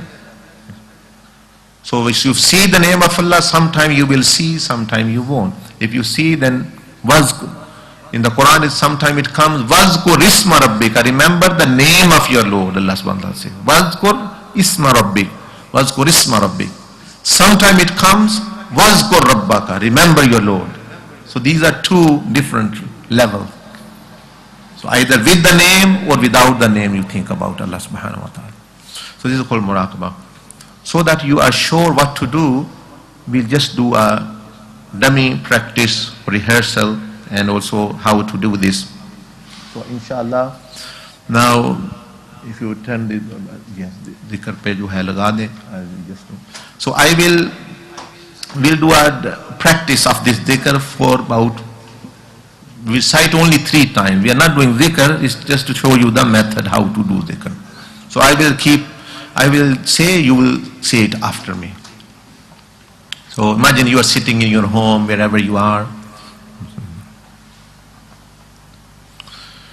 Firstly, in your mind, think that Allah subhanahu wa ta'ala is with you, watching you, hearing you. Allah is with me, watching me, hearing me, and I'm doing it for Allah subhanahu wa ta'ala. Connect your mind to Allah azza wa jalla. Then just repeat after me. Bismillahir Rahmanir Rahim.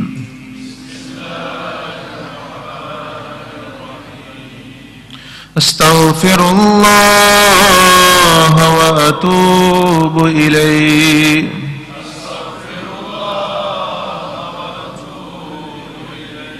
Astaghfirullah wa atubu ilayh.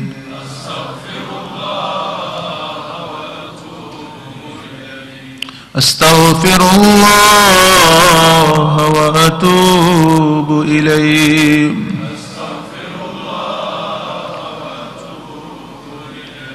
Allahumma salli ala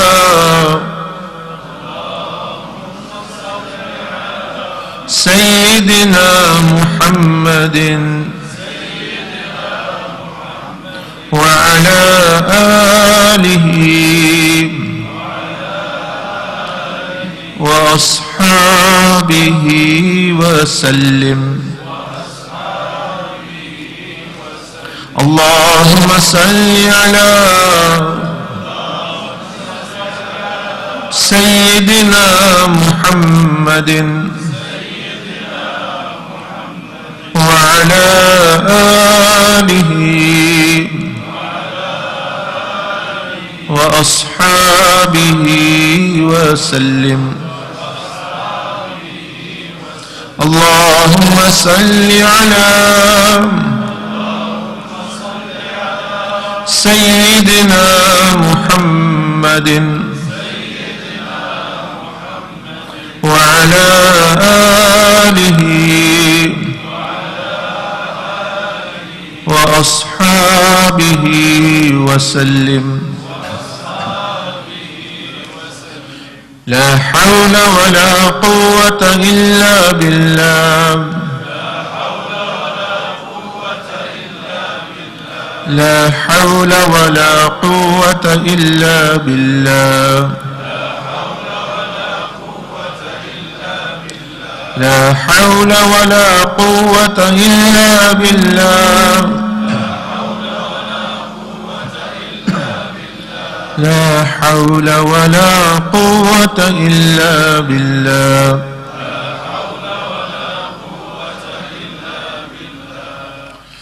لا إله إلا الله.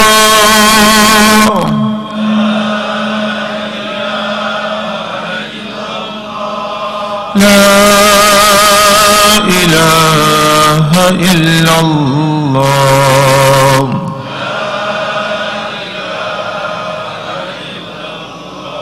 La ilaha illallah.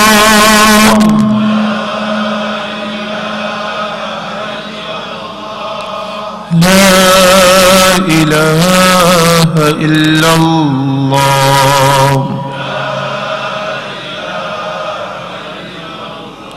Muhammadur Rasulullah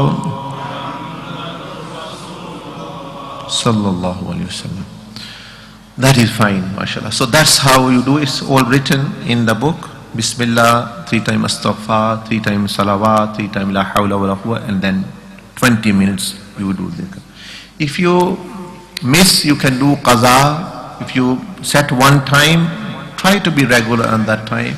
If you cannot do, then actually set another time.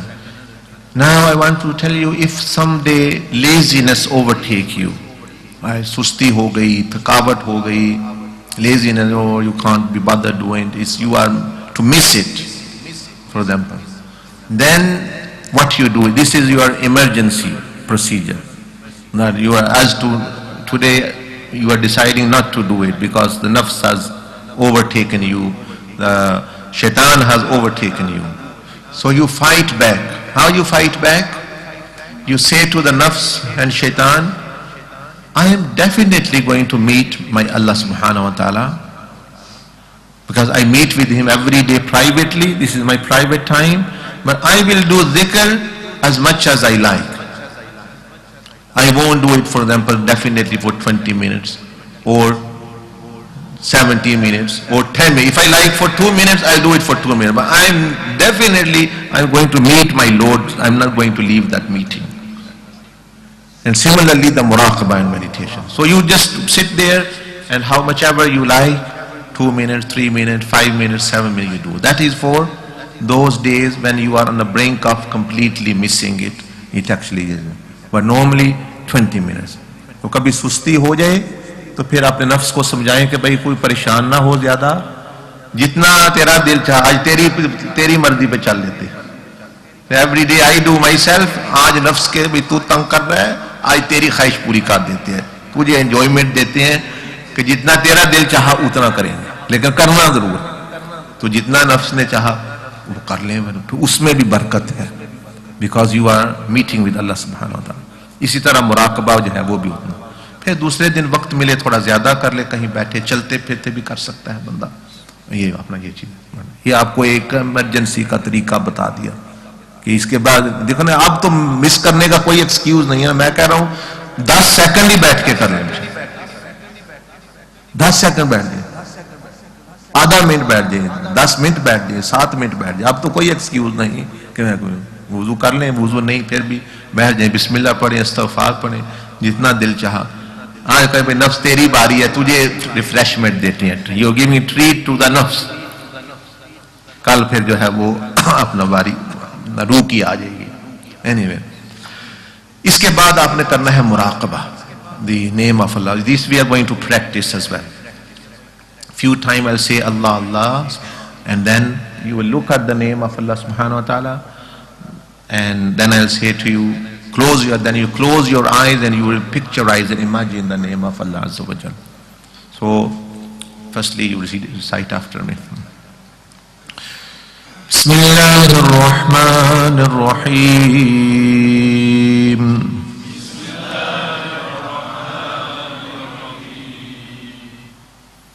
قل ادعوا الله أو ادعوا الرحمن أيما تدعوا فله الأسماء الحسنى. الله الله الله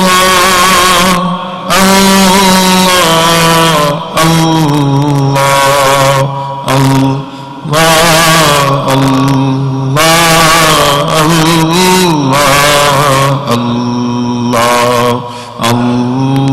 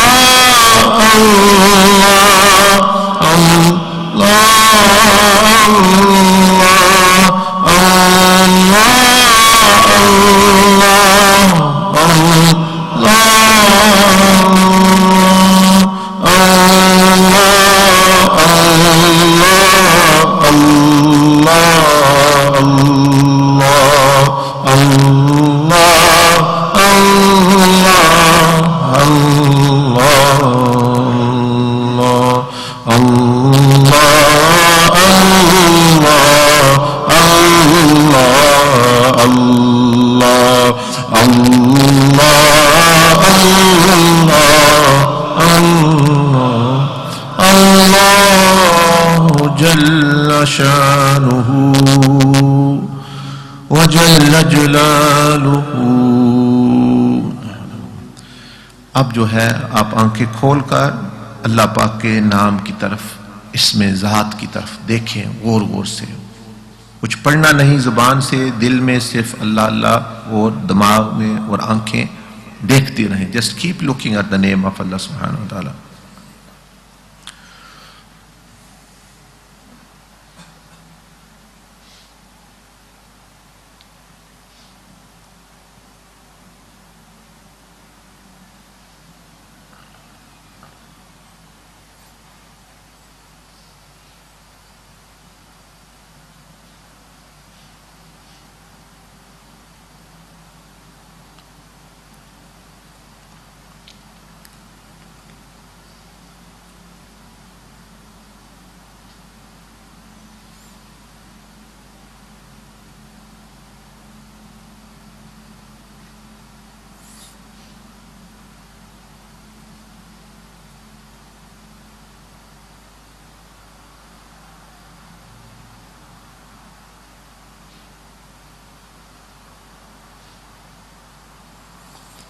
Now close your eyes, आंखें बंद कर लें.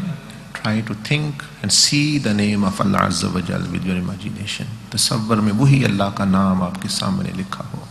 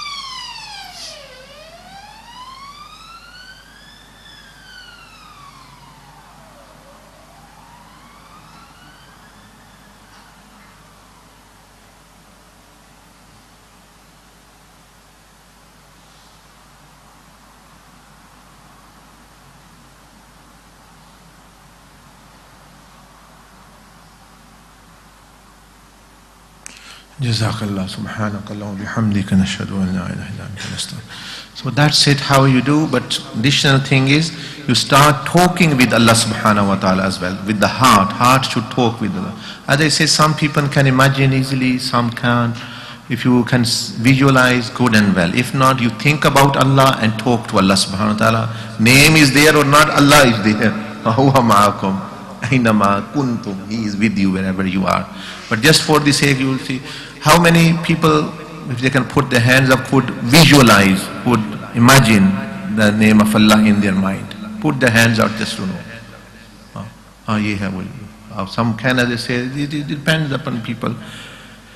So when they think about the name of Allah, the others think of even higher, which is the person of Allah subhanahu wa ta'ala, being of Allah. That is even higher level when there is nothing between you and Allah, not even at the angel, not malaika, not even the name, you are closer to the person. But the important, the wing of muraqabah is the presence of Allah and talking to Allah subhanahu wa ta'ala. This is real love. Some people, they forget everything, they just think about seeing the name of Allah. That's not the essence of muraqabah. It's something which is used so that your mind is occupied, it targets, it's a blessing just to think about the name of Allah. It's like Rasulullah said to the Sahaba Rizwan Ajmain, worship Allah as though you see Him. Now they never said, Ya Rasulullah, we never see Allah. How we should imagine? He says, imagination, we can't see Allah subhanahu wa ta'ala. Yes, that's right. But just imagining also brings you closer. Similarly, about the name of Allah subhanahu wa ta'ala as well. If you can. So these are the 5 amals. If you, of dhikr and all these things, if you forget which they are, I've written them on one page. Turn to page 118 of the book, page 118.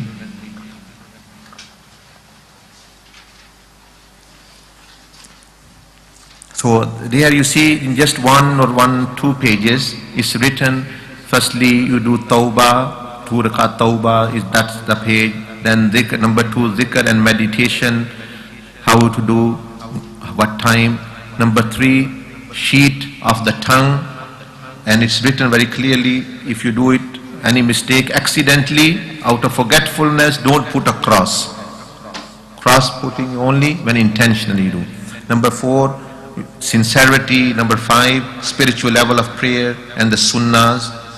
So these things are written in 1 or 2 pages so that you, in Urdu as well and English as well. Other thing, if you look at the screen now, every once in 2 months, either myself or any mentor, there are brothers who are trained in here, you can ask any question from them every 1 to 2 months, once at least, or you can actually come and see regarding your problem.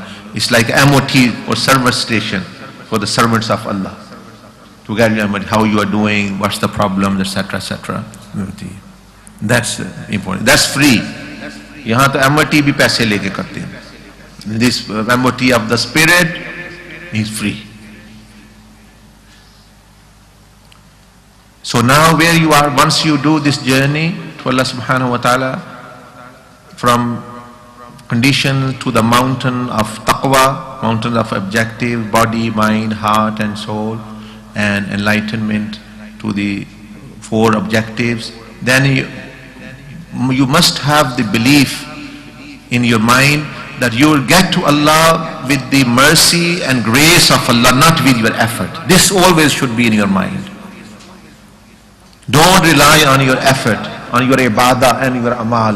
Say, Allah, I am helpless. I'll do whatever you have said in Sharia and Quran and Sunnah, but I rely upon your fadl and rahmah. You are going to take me through that. Because through fadl, sometime 10 years journey is traversed in 1 year. Month's journey can take days. Because his fadl doesn't have any condition. You can just, Allah subhanahu wa ta'ala can pick you up and take you. But if you say, I am doing it with my effort, then you will reach, still Allah is al-adal. He will give you the result, but that will be according to your effort. If you hope and rely means trust upon His mercy, fadl and grace, then Allah will treat you according to His grace. So sometime you might be not doing so good things and Allah subhanahu wa ta'ala might take you. So always have this in mind. Only then, that's why it is shown here. You see, the grace and mercy of Allah. You can only reach the kingdom of heaven with the grace and mercy of Allah subhanahu wa ta'ala. Then it's a clear road to the closeness of Allah and to the jannahs. Allah ka qurb or raza ke mulk mein aap chale jayenge. Following the sunnah and actually Allah ke qurb mein. And beyond that, what his person cannot imagine.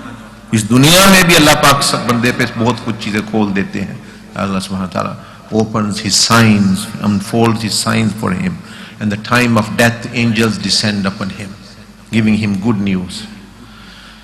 So you are here, and then you will, alhamdulillah, reach the ultimate aim of the pleasure of Allah subhanahu wa ta'ala. Maqsoodul Azam, Rida of Allah. Greatest thing to achieve is the pleasure of Allah and the kingdom of heaven. So there your journey ends.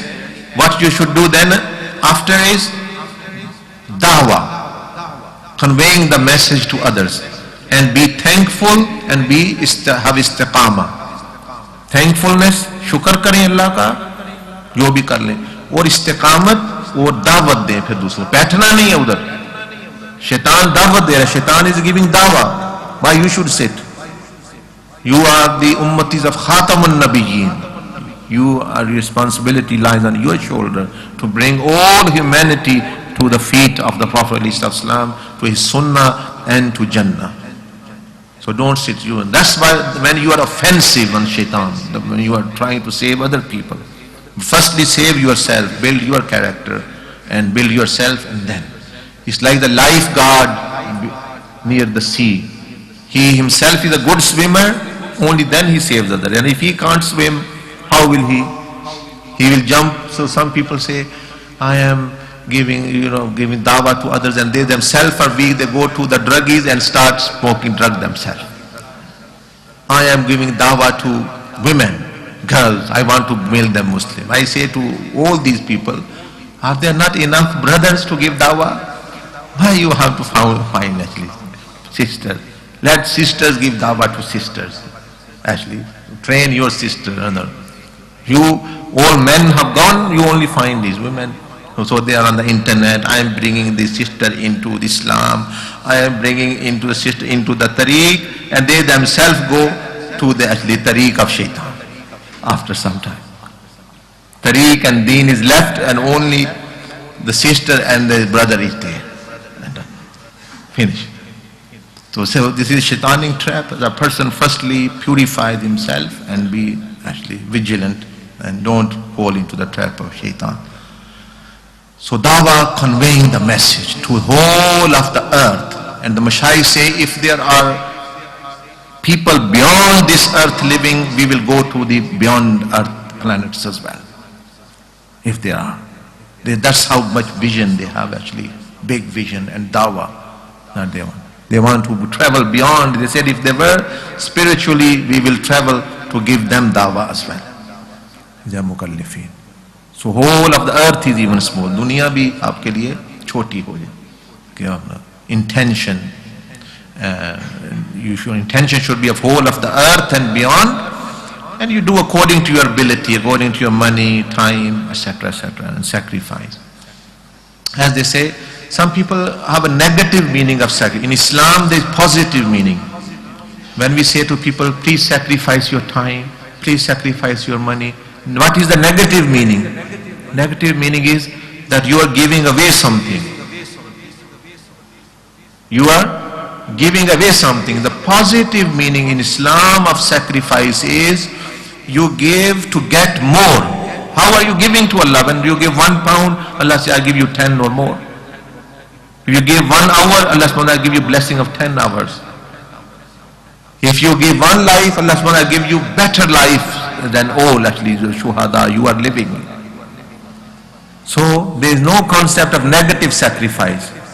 Ibrahim alayhi salam sacrificed his son, what he gets? He gets his son back plus an animal is coming from the heaven, from in wo bhi unko mil gaya, wo dumba bhi mil gaya. देखे ना कोई कुर्बानी नहीं, ये कुर्बानी नहीं अल्लाह पाक negative माने में नहीं मांगता. In positive way is to give you more. Don't have this mind, oh I have much time, I'm going somewhere. No, when you are in the way of Allah subhanahu wa ta'ala doing his work, Allah subhanahu wa ta'ala puts all angels and the creation in your service. Hey, my servant is serving me, man khadamana fakhdimi, at dunya you serve him, and in dunya is everything here, and he serves you. So there is no sacrifice, negative sacrifice, only positive. Positive means you get more than you give.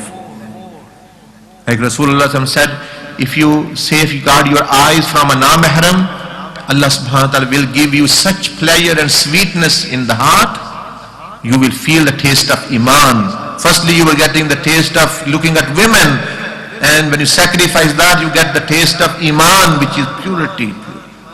Iman on Allah subhanahu wa ta'ala.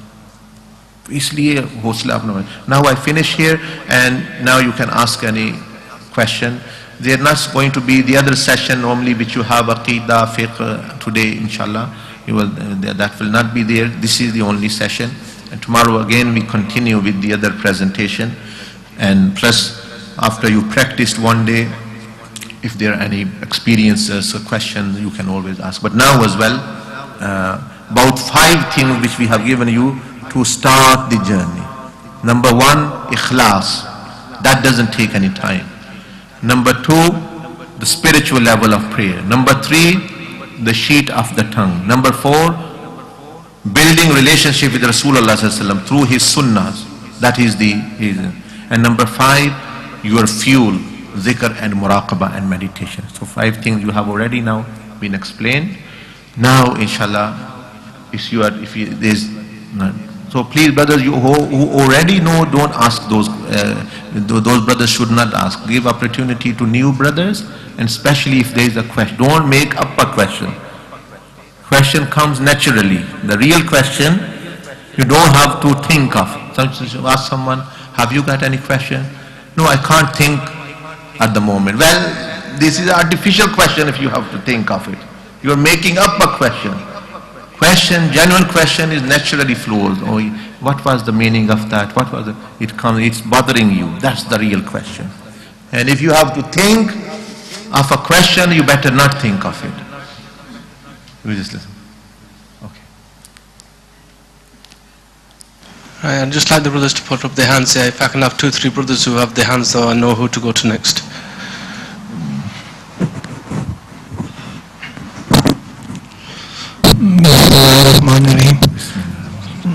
पहले ये सवाल है कि जो पुरानी शीटें कर रहे हैं वो करते हैं या दोबारा शुरू करना है यहाँ से?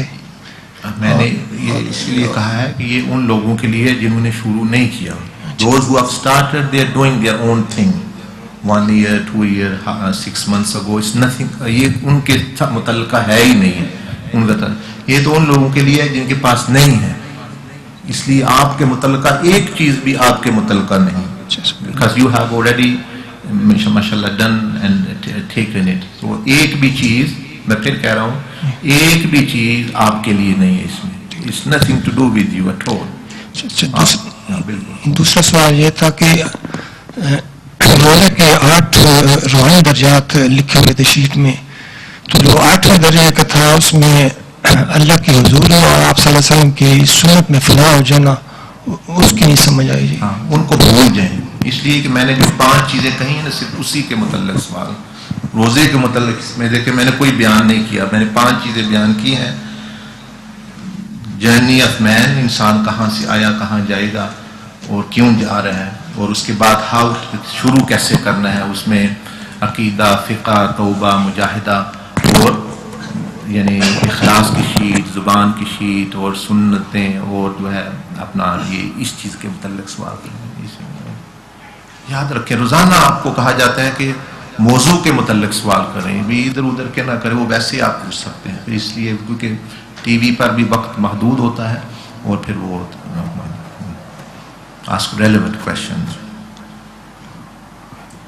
Assalamu alaikum. Wa alaikum assalam wa rahmatullahi wa barakatuh. Someone asked, you said the ultimate aim is the pleasure of Allah. Yes. If you could just like elaborate on it, what is the pleasure of Allah? What should one have in his mind? Is it just like to please Allah, or is it? I mean, how do you describe the pleasure of Allah? Sir. Yes.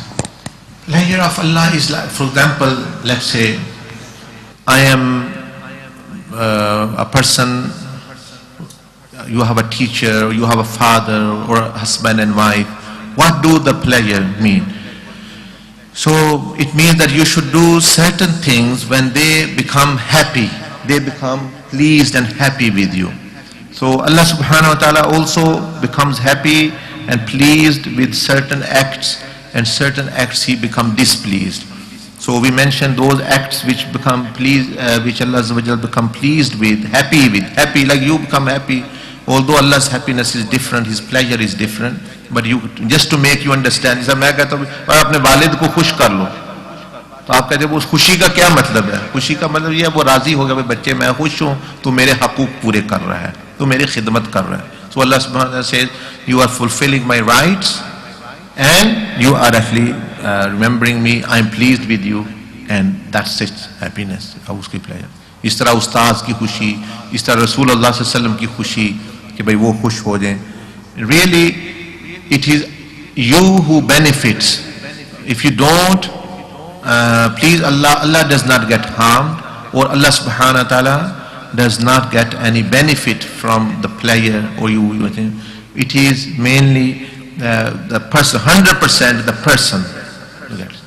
So it's not you, it's Allah subhanahu it's Allah Azza wa Jal's player, you benefit, not Allah subhanahu wa ta'ala. So ye hai. That's why one person asked a question, he said that the God in Buddhism and Hinduism, or I think Buddhism he said, or another one or two, he is more, the concept is more tolerant. He doesn't bother if you worship him or do not worship him. You do bad thing or good deeds, say okay, you are in.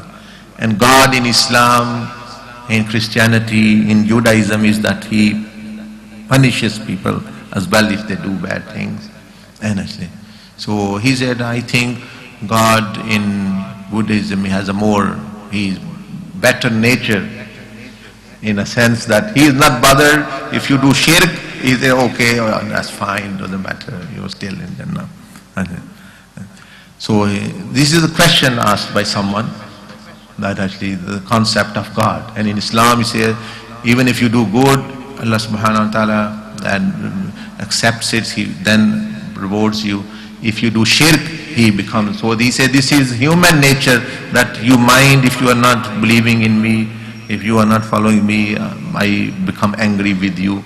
And the God should be above that actually, more tolerant. Well, if he does not, and whatever you are doing, it's fine.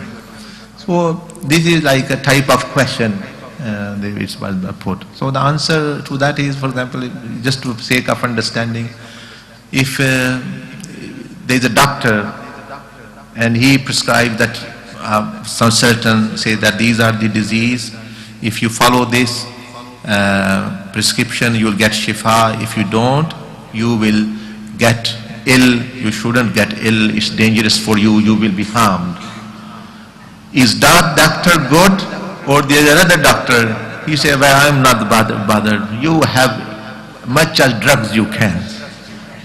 I'm fine with that. Because the benefit or the harm never comes to the doctor. So benefit or harm never comes to Allah subhanahu wa ta'ala. Whatever Allah has commanded is for the benefit or the harm of the servant. So who will be the better doctor who says don't take these things and take this prescription, or who says, or a mother or father, they say you become alcoholic, you beat us up every day, we are happy with you. Because you are harming them as well even. If they say this and they do these things, they will be harmed, meaning they are. So the instruction given by Allah subhanahu wa ta'ala are for the benefit of the servant. So, because if the God in Buddhism or whichever religion the question was put is such that you do shirk, he is okay. Now it doesn't matter to God, Allah subhanahu wa ta'ala does not get harmed with if someone does shirk, but it is the person who will bow down to an idol, who will be worshipping a stone, who will be worshipping another person, and these people and false gods are going to misuse him, and the person will be harmed. So even Allah subhanahu wa ta'ala said, don't do shirk for our benefit, not for his benefit. I don't know, it is a difficult question and maybe difficult answer to understand, but it is relevant to what the brother was actually saying. The pleasure of Allah subhanahu wa ta'ala means Allah subhanahu wa ta'ala wants to please people forever. And he becomes happy that if you do these things, I'm happy. You're like a father, a teacher says that you do this, I'm happy with you. If you do, you get reward. But really, if the father is saying you get sweets if you go to school, presents, is the person, is the student or the son benefiting, not the father. He is just actually trying to motivate him. So Allah subhanahu wa ta'ala says, no, I can't tolerate that you abused by a false god. No, you must not do shirk. It's for the benefit of you.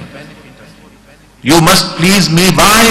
Because Allah benefits? No, because you will benefit the most. You will benefit. So I want you to benefit. So if Allah subhanahu wa ta'ala is saying, don't do shirk, in other words, it is saying, my servant, I cannot forbear that you are abused by someone. I want you to be successful forever and live in the kingdom of heaven forever. This is the other side of picture. The marifat of Allah subhanahu wa ta'ala. So ye hai, inshallah. Yes, brother.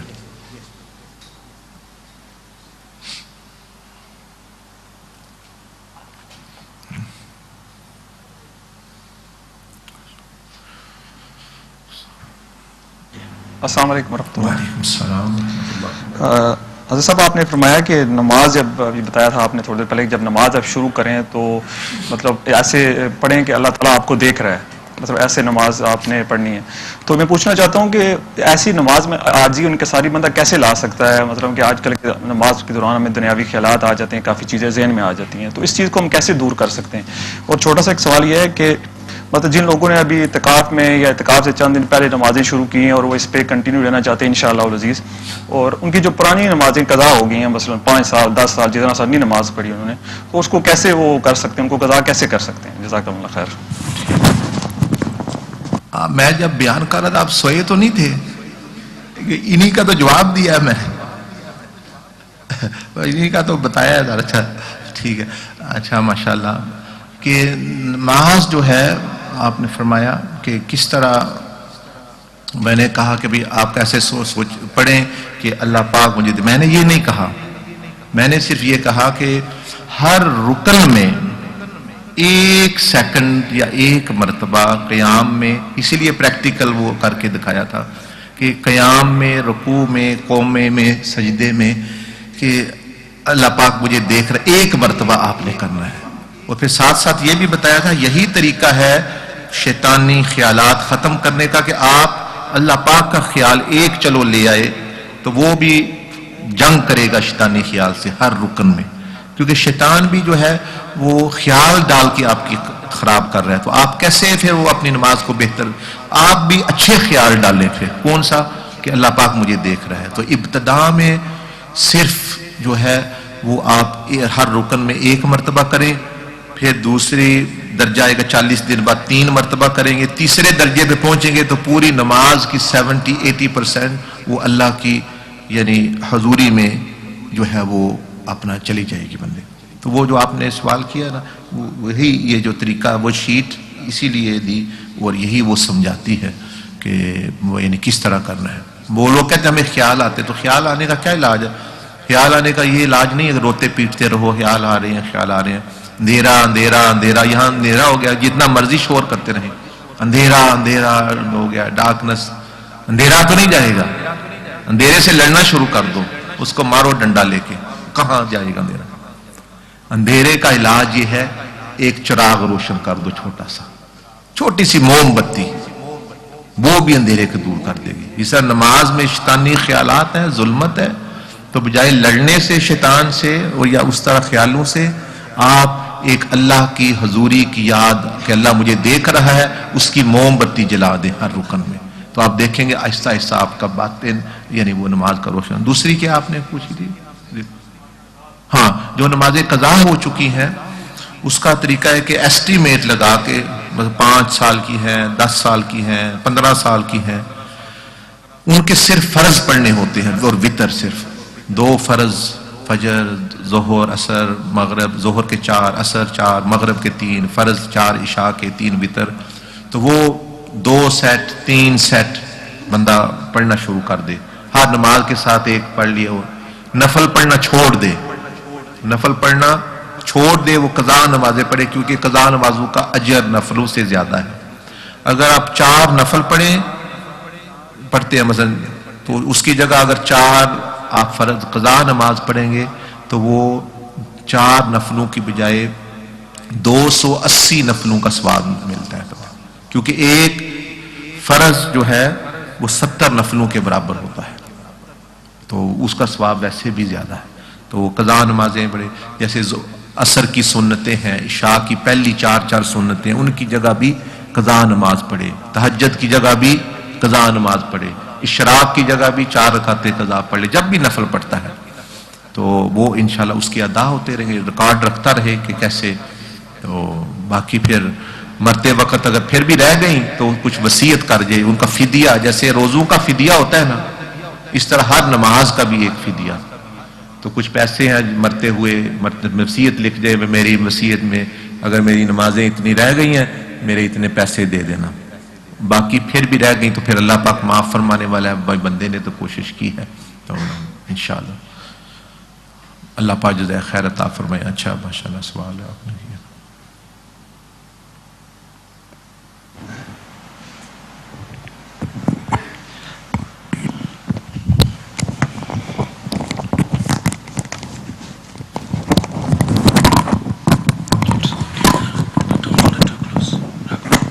Assalamu alaikum. Wa alaikum assalam. Hazrat Sahab, I wanted to ask, when you said about muraqabah of Allah's name, what about when you want to do it for Hazur Pak sallallahu alaihi wasallam?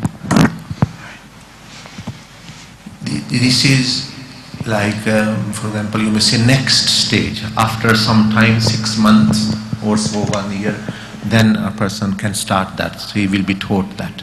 This is like the first lesson that comes in the another lesson of the name of the Prophet sallallahu alaihi wasallam.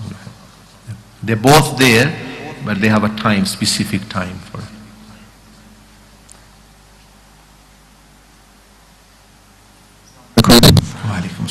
If one has like tawbah, Salat al-Tawbah to make up because of the tawbah sheet or the prayer sheet, can instead of reading to left, can they just read the qada and then make tawbah for the sin?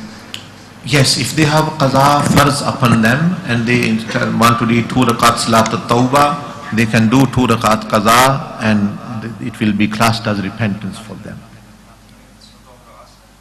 Sorry?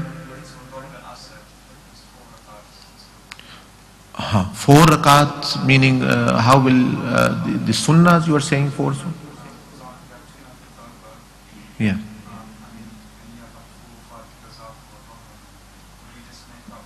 Then you can add extra 2 rakats to them. You can, because you can do 4 nafal of tawbah. There is no condition for the nawafil of tawbah. This must be 2 or 4. You can do as much as you like of tawbah. So you can add to complete the, like make the Zuhr prayer qaza, for example, inshallah. Like this Salatul Tasbih is the big Salat, the major Salatul Tawbah. 2 rakat Salatul Tawbah, and this Salatul Tasbih is a major Tawbah, namaz of Tawbah. If someone does a big sin, Salatul Tasbih is the bigger Tawbah sin. So this is also Salat, and it is 4 rakat namaz Tasbih, and you can read it in 2 portions as well. 2 rakat, then 2. You can do a break in it as well. Jazakallah. ये हजरत मैं गुजारिश ये करना चाहता हूँ कि ये जो यूहन्ना विटनेस वाले हैं, ये वो ईसा अलैहिस्सलाम मूसा अलैहिस्सलाम के लिए घरों में आते हैं, और हमारे जो आदमी हैं तबलीगी वो मस्जिद में जाते हैं, जो नमाज पढ़ते हैं उन्हें कहते हैं जो आदमी फर्ज के अक्के से खोला हुआ है या कोई बुराई में है, मुसलमान भी हो, वहाँ नहीं जाते। तो मैंने उनसे कहा कि वो मुझे कहते हैं कि मूसा अलैहिस्सलाम को माने। मैंने कहा मैं उनको मानता हूँ, आप नबी सल्लल्लाहु अलैहि वसल्लम को मान लें। ये जहाँ आप ज़मीन में बैठे हैं, ये गवाही देगी, ये ज़मीन कहेगी कि इस आदमी ने मैसेज पहुँचा दिया था और इन लोगों ने नहीं माना, तो वो दोनों परेशान थे। तो इसके बारे में ज़रा थोड़ी सी रोशनी डालो। ये क्या सवाल क्या है? सवाल ये कि जो तबलीग का हमारा काम है, ये जो दूसरे लोग कर रहे हैं मज़ाहिब, तो वो घरों में आकर हमें दावतें दे रहे हैं और हम कभी इनके पास नहीं गए। देखिए, जो जैसे इस्लाम ने एक तरीका दावत का बनाया है कि कू अनफुसकुम व अहलीकुम नारा, पहले अपने आप को, फिर अपनी फैमिली को, फिर आगे दूसरों को, फिर दुनिया को। इसी तरह मुसलमान भी एक कुंबा है। तो ये अगर अब सबसे बड़ी रुकावट ही मुसलमान बने हुए हैं काफिरों के मुसलमान होने में। प्रॉब्लम ये है, अब मसलन पानी आ रहा है साफ, आबे जमजम का बहुत बड़ा पाइप लगा हुआ है और दरमियान में कचरा फंसा हुआ है, गंद। तो आप क्या करेंगे? पहले कचरा निकालेंगे या कि कहें, या पानी उनको दूसरों को कहेंगे आओ भाई हम तुम्हें पानी दें, और वहां गंदा पानी आ रहा है, वो तो पी के भी भाग जाएंगे, वो कहेंगे आइंदा नहीं आएंगे। आप समझ रहे हैं? तो अब जो है वो काफिरों को, जो इस्लाम तो एक आबे जमजम की तरह है पानी, अब हम जो है वो कचरा बने हुए हैं, गलत काम कर करके, फ्रॉड कर करके, बेईमानी, दूसरों के पीछे चल चल के। अब जो बेचारे उनके लिए हम वो हमें देखते हैं, उन्हें ना अल्लाह ना अल्लाह उसके रसूल सल्लल्लाहु अलैहि वसल्लम नजर आता है, तो वो हमें देख के हम, तो सबसे बेहतरीन हिकमत ये है कि पहले ये कचरे को दूर किया जाए, तो फिर वो यानी 100 सैकड़ों के हिसाब से। लेकिन अब भी थोड़ी बहुत इनफरादी तौर पर दावत अब जहाँ भी मिलते हैं गैर मुस्लिम भी, जैसे ये कल परसों ईद पढ़ेंगे वहाँ आते हैं, उनको देते रहते हैं अपने तरीके से। लेकिन जो है मुसलमान अगर दुरुस्त हो जाए तो वो खुद ब खुद जो है वो रास्ता उनके लिए खुल जाता है। और आज अफसोस ये है कि वो किसी ने कहा कि भाई इस्लाम बेहतरीन मजहब है और इसके आज के जो पैरोकार अक्सर बदतरीन लोग हैं। So is the best religion with worst followers mostly, mean वो अपना अच्छा नाम नहीं जो दे रहे। और लोग जो मुसलमान होते हैं वो कुरान या हदीस पढ़ के होते हैं, नबी सल्लल्लाहु अलैहि वसल्लम की सीरत हमें देख के कम ही लोग होते हैं। वो औलिया अल्लाह का तरीका ये था, सहाबा का, रिज़वान अजमाइन का, कि लोग उनको देख कर उनके साथ अखलाक, उनके साथ कारोबार करके। हमारा अगर किसी गैर मुस्लिम गोरे ने कारोबार किया हमारे, तो उससे पूछें इस्लाम क्या है, मुसलमान बिजनेस किया, कोई थोड़ी बहुत डीलिंग पड़ गई पैसों की, ये ना, तो ये चीज़ है। जरूर वो भी इसी इंसानियत में शामिल है और उनको भी दावत ज़रूर यानी देनी चाहिए, और देते रहते हैं हम भी, थोड़ी बहुत जितनी तौफीक है मिलते हैं जब। जज़ाकल्लाह। वालेकुम अस्सलाम। गफलत में बंदा कैसे आ जाता है, उसका गफलत में बंदा कैसे आ जाता है? इसका वो 5 चीजों के साथ क्या ताल्लुक है आप मुझे बताएं, वो जो मैंने 5 बयान किया। मैं तो बयान किया है भाई जो 5 प्रैक्टिकल थिंग्स हैं कोर्स शुरू करने वाली, भाई उनके मुताल्लिक किसी को समझ नहीं आई तो वो अपना पूछ ले। भाई जिक्र का तरीका है, नमाज का की शीट है, इखलास का तरीका है, और जो है सुन्नतों पर अमल करने का है, और ज़ुबान का तज़किया है। इन चीज़ों के मुताल्लिक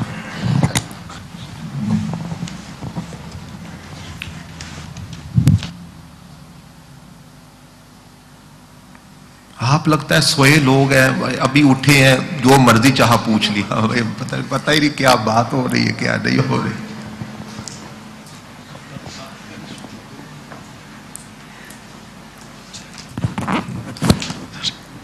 Bismillahirrahmanirrahim. The 20 minutes zikr, Hazrat Sahab, we are prescribed daily. Yes.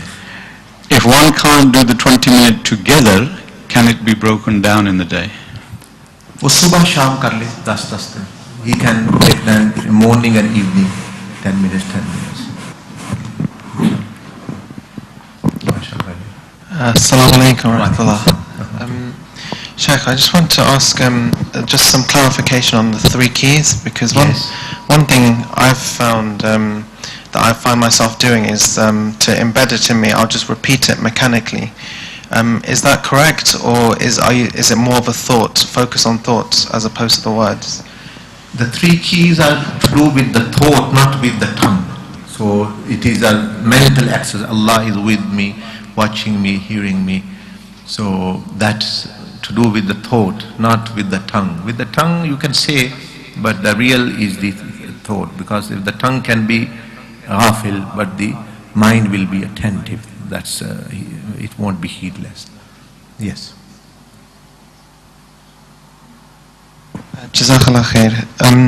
Another question, Sheikh. I know other people who could benefit from the path, and especially the sheets, but they may have another teacher which they're used to, or they may not want to change teachers or whatnot.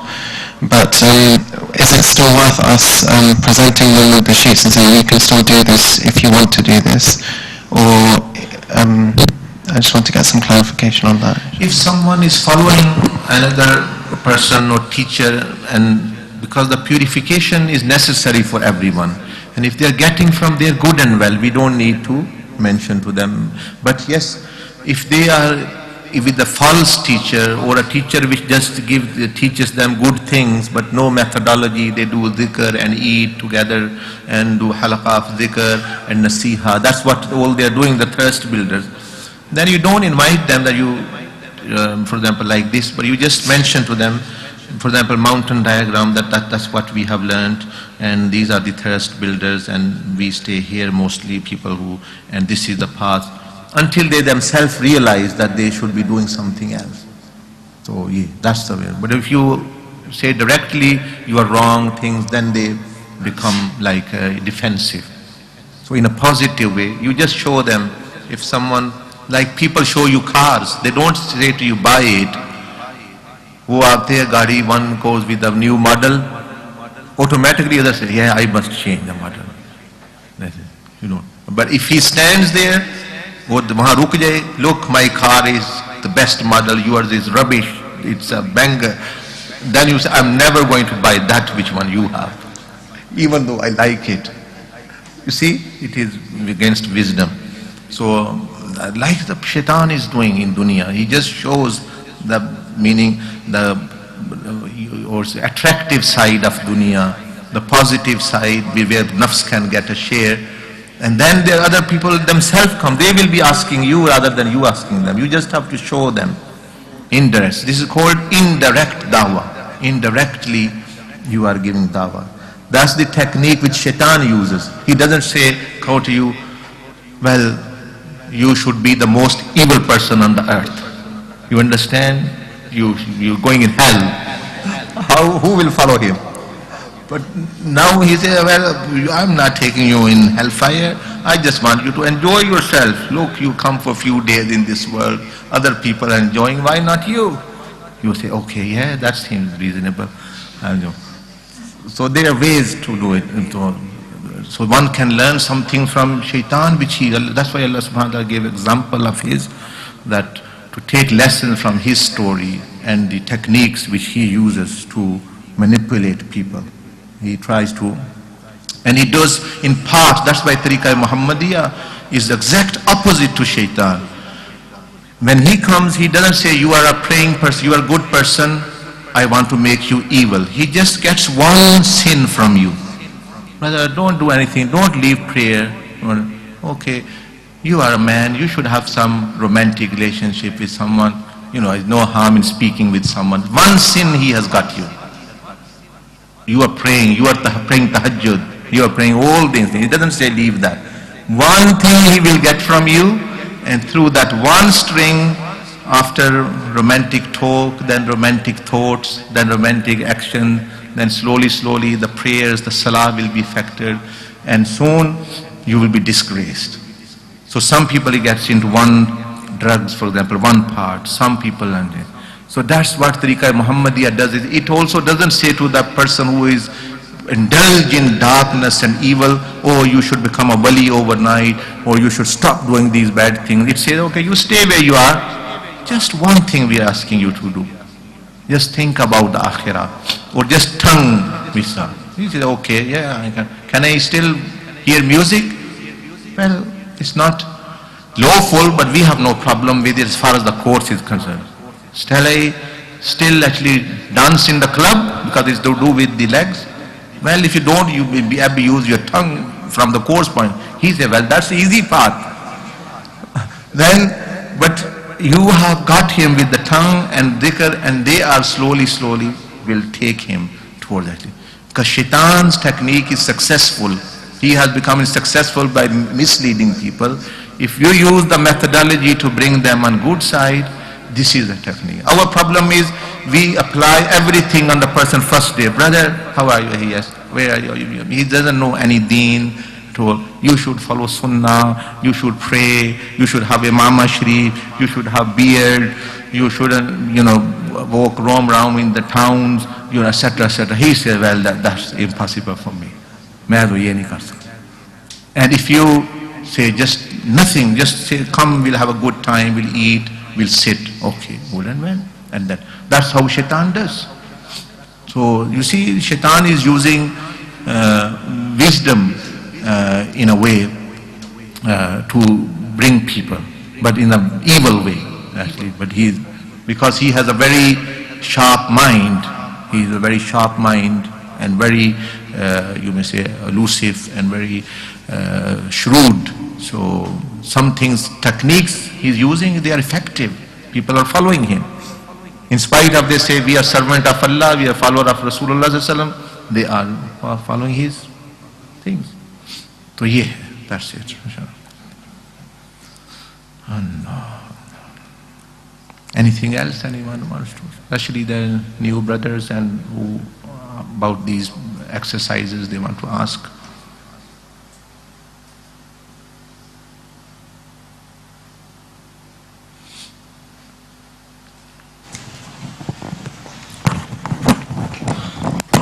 अस्सलाम वालेकुम शेख। वालेकुम अस्सलाम रहमतुल्लाहि व बरकातहू। मेरा एक सवाल है तरीक़े के बारे में इंशाल्लाह, कि मेरे इल्म में आया था कि जब आप एक शेख को फॉलो करते हैं, एक तरीक़े को फॉलो करते हैं, तो तसव्वुफ़ के उसूल में है कि आप यानी किसी और के मजलिस में, ज़िक्र के मजलिस में नहीं बैठ सकते। तो इसके बारे में सवाल था कि क्या अगर हम आपको फॉलो करें तो वहाँ पे जैसे कभी कभी मजलिसें लगती हैं ज़िक्र की, तो क्या हम उनमें बैठ सकते हैं या जाकर? हाँ, उसका ये है कि अगर बंदा तरबियत का कोर्स कोई कर रहा है, जैसे एक डॉक्टर से आप इलाज करा रहे हैं, तो एक वक्त में हर बंदा आपको मशवरा देगा भी 2 डॉक्टरों से इलाज मत करें। वैसे जाके बैठना है दूसरे डॉक्टरों के पास, हेल्थ की बातें सुननी है, सेहत की, विटामिन्स की, और फील्ड्स में आप बैठें, दूसरे मशाइख की सोहबत, सालिहीन, औलिया अल्लाह की सोहबत, उसमें कोई हर्ज नहीं होता बैठने में। लेकिन अगर वो इलाज नहीं कर रहा आपका जो डॉक्टर, वो सिर्फ बातें बता रहा है, वो सिर्फ कहता है जिक्र करो, वो सिर्फ कहता है मजलिस में बैठो, लंगर खाएंगे और गुनाहों से बचो, नेकी करो, तकवा इख्तियार करो, लेकिन तरीकाकार वो जर्नी पे नहीं चला रहा, सफर पे नहीं चला रहा, तो आपका इलाज ही नहीं हो रहा। फिर आप तो जिक्र कर रहे हैं सिर्फ, वो तो फ्यूल है, गाड़ी का बैग लेके आप बैठे हुए हैं और गाड़ी आगे नहीं चल रही। गाड़ी नहीं तो चलना है जब जुबान, कान, आंख, हाथ, दिल, ये चीजें अल्लाह की तरफ जो है जानी है। तो अगर तो वो उस तरह का है, फिर तो आप इलाज ऑलरेडी करा रहे हैं, मसलन अपनी जुबान, कान, गुनाहों का एक शय से, तो फिर आपको जरूरत नहीं है दूसरे की, और ना ही एक वक्त में 2 के पास जाना चाहिए, मतलब यानी इलाज के लिए। वैसे चला जाए बंदा सोहबत के लिए, जरूरत नहीं। लेकिन अगर वो इलाज नहीं कर रहा एक डॉक्टर आपका, आपको हार्ट की बीमारी है, दिमाग की है, जुबान आपकी गंदी हो गई, कोई फोड़ा निकल आया, वो इलाज ही नहीं कर रहा आपका, वो सिर्फ कहता है विटामिन खाओ, हंसता है, खेलता है, आपके पास बैठता है, आप बैठते हैं, लेक्चर सुनाता है, लेकिन इलाज नहीं, दवाई नहीं आपको दी जाती, खाना आप खाते हैं। फिर आपको सोचना चाहिए कि मैंने तो इन चीजों का इलाज कराना है। शेख मकसूद ही नहीं, शेख मकसूद नहीं, मकसूद अल्लाह और उसका रसूल है। शेख जरिया है, जो भी शेख पहुंचा दे उधर, और अगर वो अच्छे तरीके से पहुंचा रहा है, पहुंचाना क्या, अकीदा, फिका, तौबा, मुजाहिदा, आजाद दिल, दिमाग पाक करके रसूल अल्लाह सल्लल्लाहु अलैहि वसल्लम की खिदमत में पहुंचा दे, उनकी सुन्नत की इत्तिबा में। ये है, ये जहां भी बंदा कर रहा है बाइसे बरकत है, उस शेख को, उस मुर्शिद को नहीं छोड़ना चाहिए। और उसी हाँ, फिर भी सालिहीन, दूसरे औलिया की और नेकूकारों मंदों की मजलिस में जरूर जाके बैठना चाहिए, फायदा होता है। लेकिन जो है इलाज उससे करें। लेकिन अगर वो इलाज नहीं कर रहा, वो सिर्फ वो जो थर्स्ट बिल्डर्स हैं, वाज हो गई, आखिरत का तज़किरा, क़यामत का तज़किरा, मिलाद शरीफ हो गया, 11वीं शरीफ हो गई, और अम्बिया अलैहिस्सलाम के किस्से, औलिया अल्लाह के किस्से, सहाबा इकराम के किस्से, फ़ज़ाइल अमाल, जिक्र का हल्का हो रहा है, लेकिन सफर नहीं, आपका इलाज नहीं हो रहा, तो फिर आप समझे कि भाई ये तो कर ही नहीं रहे, तो फिर आप बंदा दूसरे के पास भी उसके लिए जा सकता है। वो ठीक रखें, उसकी आपकी सोहबत है, नेक है, अपनी अच्छी बात है। कई दफा मिसाल के तौर पर स्पेशल आप कुरान पढ़ रहे हैं एक बंदे से, लेकिन आप हिफ्ज कर रहे हैं, लेकिन वो तजवीद नहीं पढ़ाता आपको, तो आप तजवीद दूसरे के पास जाके पढ़ लें। एक तजवीद का टीचर है, वो फिका नहीं पढ़ाता आपको, आप फिका दूसरे के पास पढ़ लें। ये तो ये मतलब है। इसी तरह ये एक बंदा है सोहबत शरीयत का शेख है, एक जो है सिर्फ सोहबत का शेख है, वो नेक सोहबत देता है, जिक्र की मजलिसें करता है। एक शरीयत का, वो शरीयत का इल्म देता है। एक तरीकत का शेख है कि जो तरबियत का, कि जो तरबियत यानी आपको गुनाहों से छुड़ा के अल्लाह पाक की कुर्ब में दे ले जाता है। तो इनमें ये फर्क है, ये है। इसलिए हम ये कहते रहते हैं लोगों को कि हमारा शाज़लिया तरीका है, हम उसकी तरफ लोगों को नहीं, ये सब तुरुक के लिए ज़रूरी है। ये जो तरीका मोहम्मदिया, ये नबी सल्लल्लाहु अलैहि वसल्लम का तरीका है, ये असल ऊन से शुरू हुआ, ये किसी बुजुर्ग का नहीं है। तो इसलिए ये असूल अकीदा दुरुस्त करना, फ़िक़ा दुरुस्त करना, ज़बान काना, ये तो आप अलैहिस्सलाम ने बताया। दूसरे सिलसिलों में तो होते हैं, चीज़ें होती हैं अपनी अपने, मुराक़बा, तज़कार, ये वो और चीज़ें जो है वो और चीज़ होती है, वो अपना अपना बुजुर्गों का एक अपना तरीका है, वो उससे भी बंदे को फ़ायदा होता है।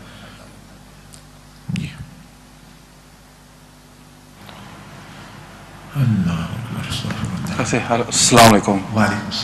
Hazrat Sahab, my question is on the ikhlas sheet, yeah? Yes. When we say everything, could we verbally say everything we do is for Allah and then imagine it later? Or do we have to? One can say verbally, but outside the prayers, for example. In prayers you can't say verbally. In the beginning you say, नियत करता हूँ मैं अल्लाह के लिए पढ़ने, ये verbally कह रहे हैं ना, you are saying it verbally and then you have it in the heart. Similarly, doing other actions you can say verbally and have it in heart as well. It's even better, it will remind you.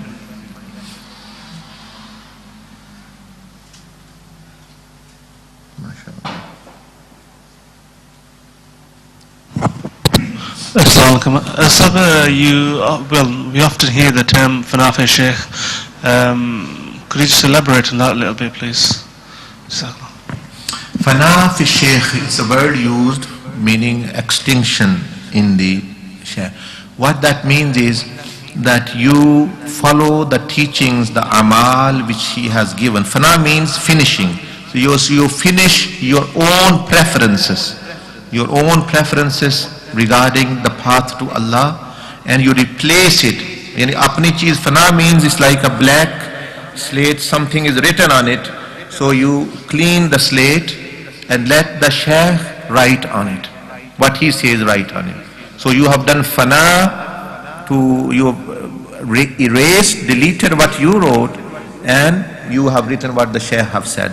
So this means that you like Imam Abul Hasan Shazali, when he went to the Sheikh Abdul Salam bin Mashish, he came up the mountain and he said, leave whatever you have down. So he left luggage down. He came back again. He said, leave whatever you have below the mountain. He again went and left some things there. Again he came. He again said, leave whatever you have. He said, I don't have anything, I've left anything, I don't understand, Shaykh, what you are saying. He said, what I mean is that you empty your heart of the knowledge which you have attained about the path to Allah if you want to benefit from me. Because if you have, your heart is written, the tablet is written on a piece of paper, is written on it, how can I write on a tablet which is already written on? How can I put something in a cup which is already full? So fana means that you leave your preconceived ideas, thoughts, knowledge. They should be fana. They are just non-existent. And then you use what the Shaykh is saying. So when everything you're doing what the Shaykh Amal is saying and you fully do it, that means you are fana. And slowly, slowly you follow him more and more, think about him more and more, and become extinct in through his teaching, through his person.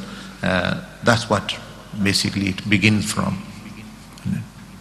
तो ये होता है. Assalamu alaikum, Shaykh. I'm pleased to be here. Many thanks to you for Tabarakallah with the beautiful month for Tabarakallah. One thing I got accepted with myself. I got my son, he's 17, and 2 weeks ago he said to me he doesn't want to be a Muslim. So I don't know how to describe that. It's my emotional. I come here with the brothers working, they all know me.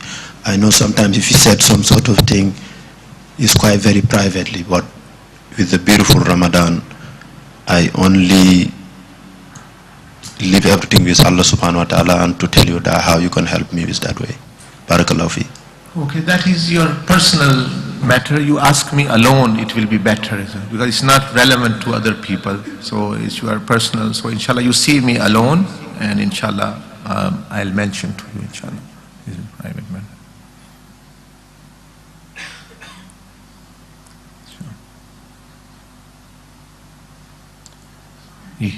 और कोई है तो दे दें माशाल्लाह.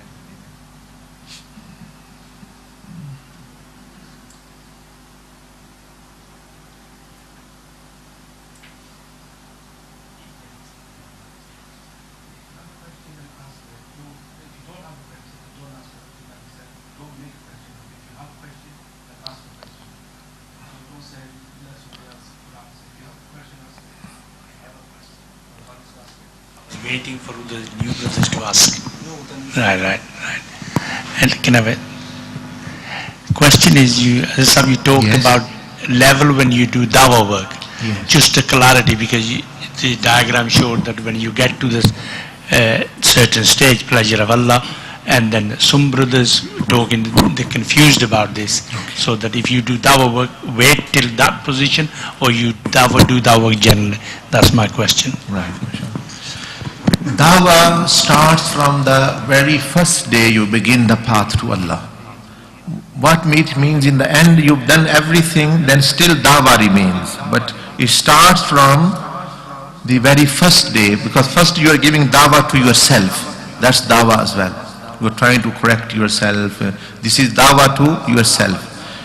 And when you practically implement, that's a dawah to other people as well. So whatever you get opportunity to your friends, family, you start giving dawah. Dawah means just telling them a good thing. Sometimes the first dawah is just to behave and get your financial matters and social matters right with people. This is dawah as well.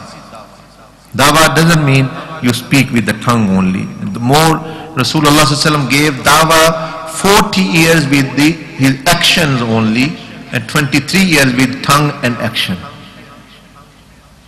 40 साल तो आप अलैहिस्सलाम ने सिर्फ अमल से दावत दी है, आपने मामलात लोगों के साथ दुरुस्त रखे हैं, और 23 साल फिर जुबान और अमल दोनों से दिए हैं. तो this means 1/3 only with the tongue. Our problem is we are doing dawah with the tongue, our body is denying.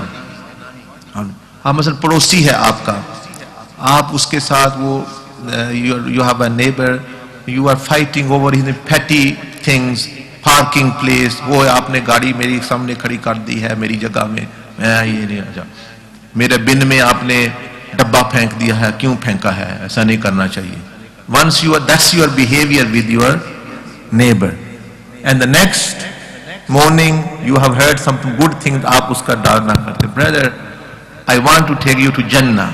वो कहेगा बिन तो तुम मुझे यूज नहीं करने देते, पार्किंग पे वो ला रहे, तंग करते हो, और तुम ये कैसे आ गए, तुम मुझे इतनी बड़ी चीज देना चाहते हो, तुम अपने पास ही रखो, मैं पहुंचा. So this is, so first line of dawah is changing your character, and that's what Rasulullah ﷺ did, actually change the character. To relatives, many people say, our relatives don't listen. They don't listen. They make joke out of us. They don't listen. तो ठीक है, उनके लिए दावत फिर ये है, you start dawah with amal. How you do that is forbearing, tolerating their behavior, even visiting them when they are not happy with you, if they are ill, helping them when they are. This is dawah now. So when the tongue dawah cannot be given, then you start the dawah with amal, and dawah with the dua. Through dua you can give dawah. Ya Rabbal Alameen, change the heart of the person. This you are giving dawah with the dua, asking Allah subhanahu wa ta'ala to give him dawah. How can that be effective? And then Allah subhanahu wa ta'ala gives, it will be effective. So all the time person should say to Allah subhanahu wa ta'ala to give dawah, meaning change the hearts of people. Then you do with verbally. If they don't listen, then practically with good character, returning evil with goodness to relatives and others. Because you don't even need to mention the name of religion or deen or tariq or path. just behaving good with them, changing, asking forgiveness from them, getting your financial matters correct, return their money on time, give them gift, ask them to come to your house for a dinner, don't ask anything in return, etc. etc. So these are actually ways of giving dawah and different methodologies. I said dua is one, verbal is one, lecture is one. The most effective is the practical part. The action, they speak louder than words. And mostly, if people would have become Muslim with dawah, then only the ulama zahir, they would have turned more non-Muslim into Muslims. But mostly, majority of the people who became Muslim has been through awliya Allah, who were the men of character, knowledge and character mainly, conduct.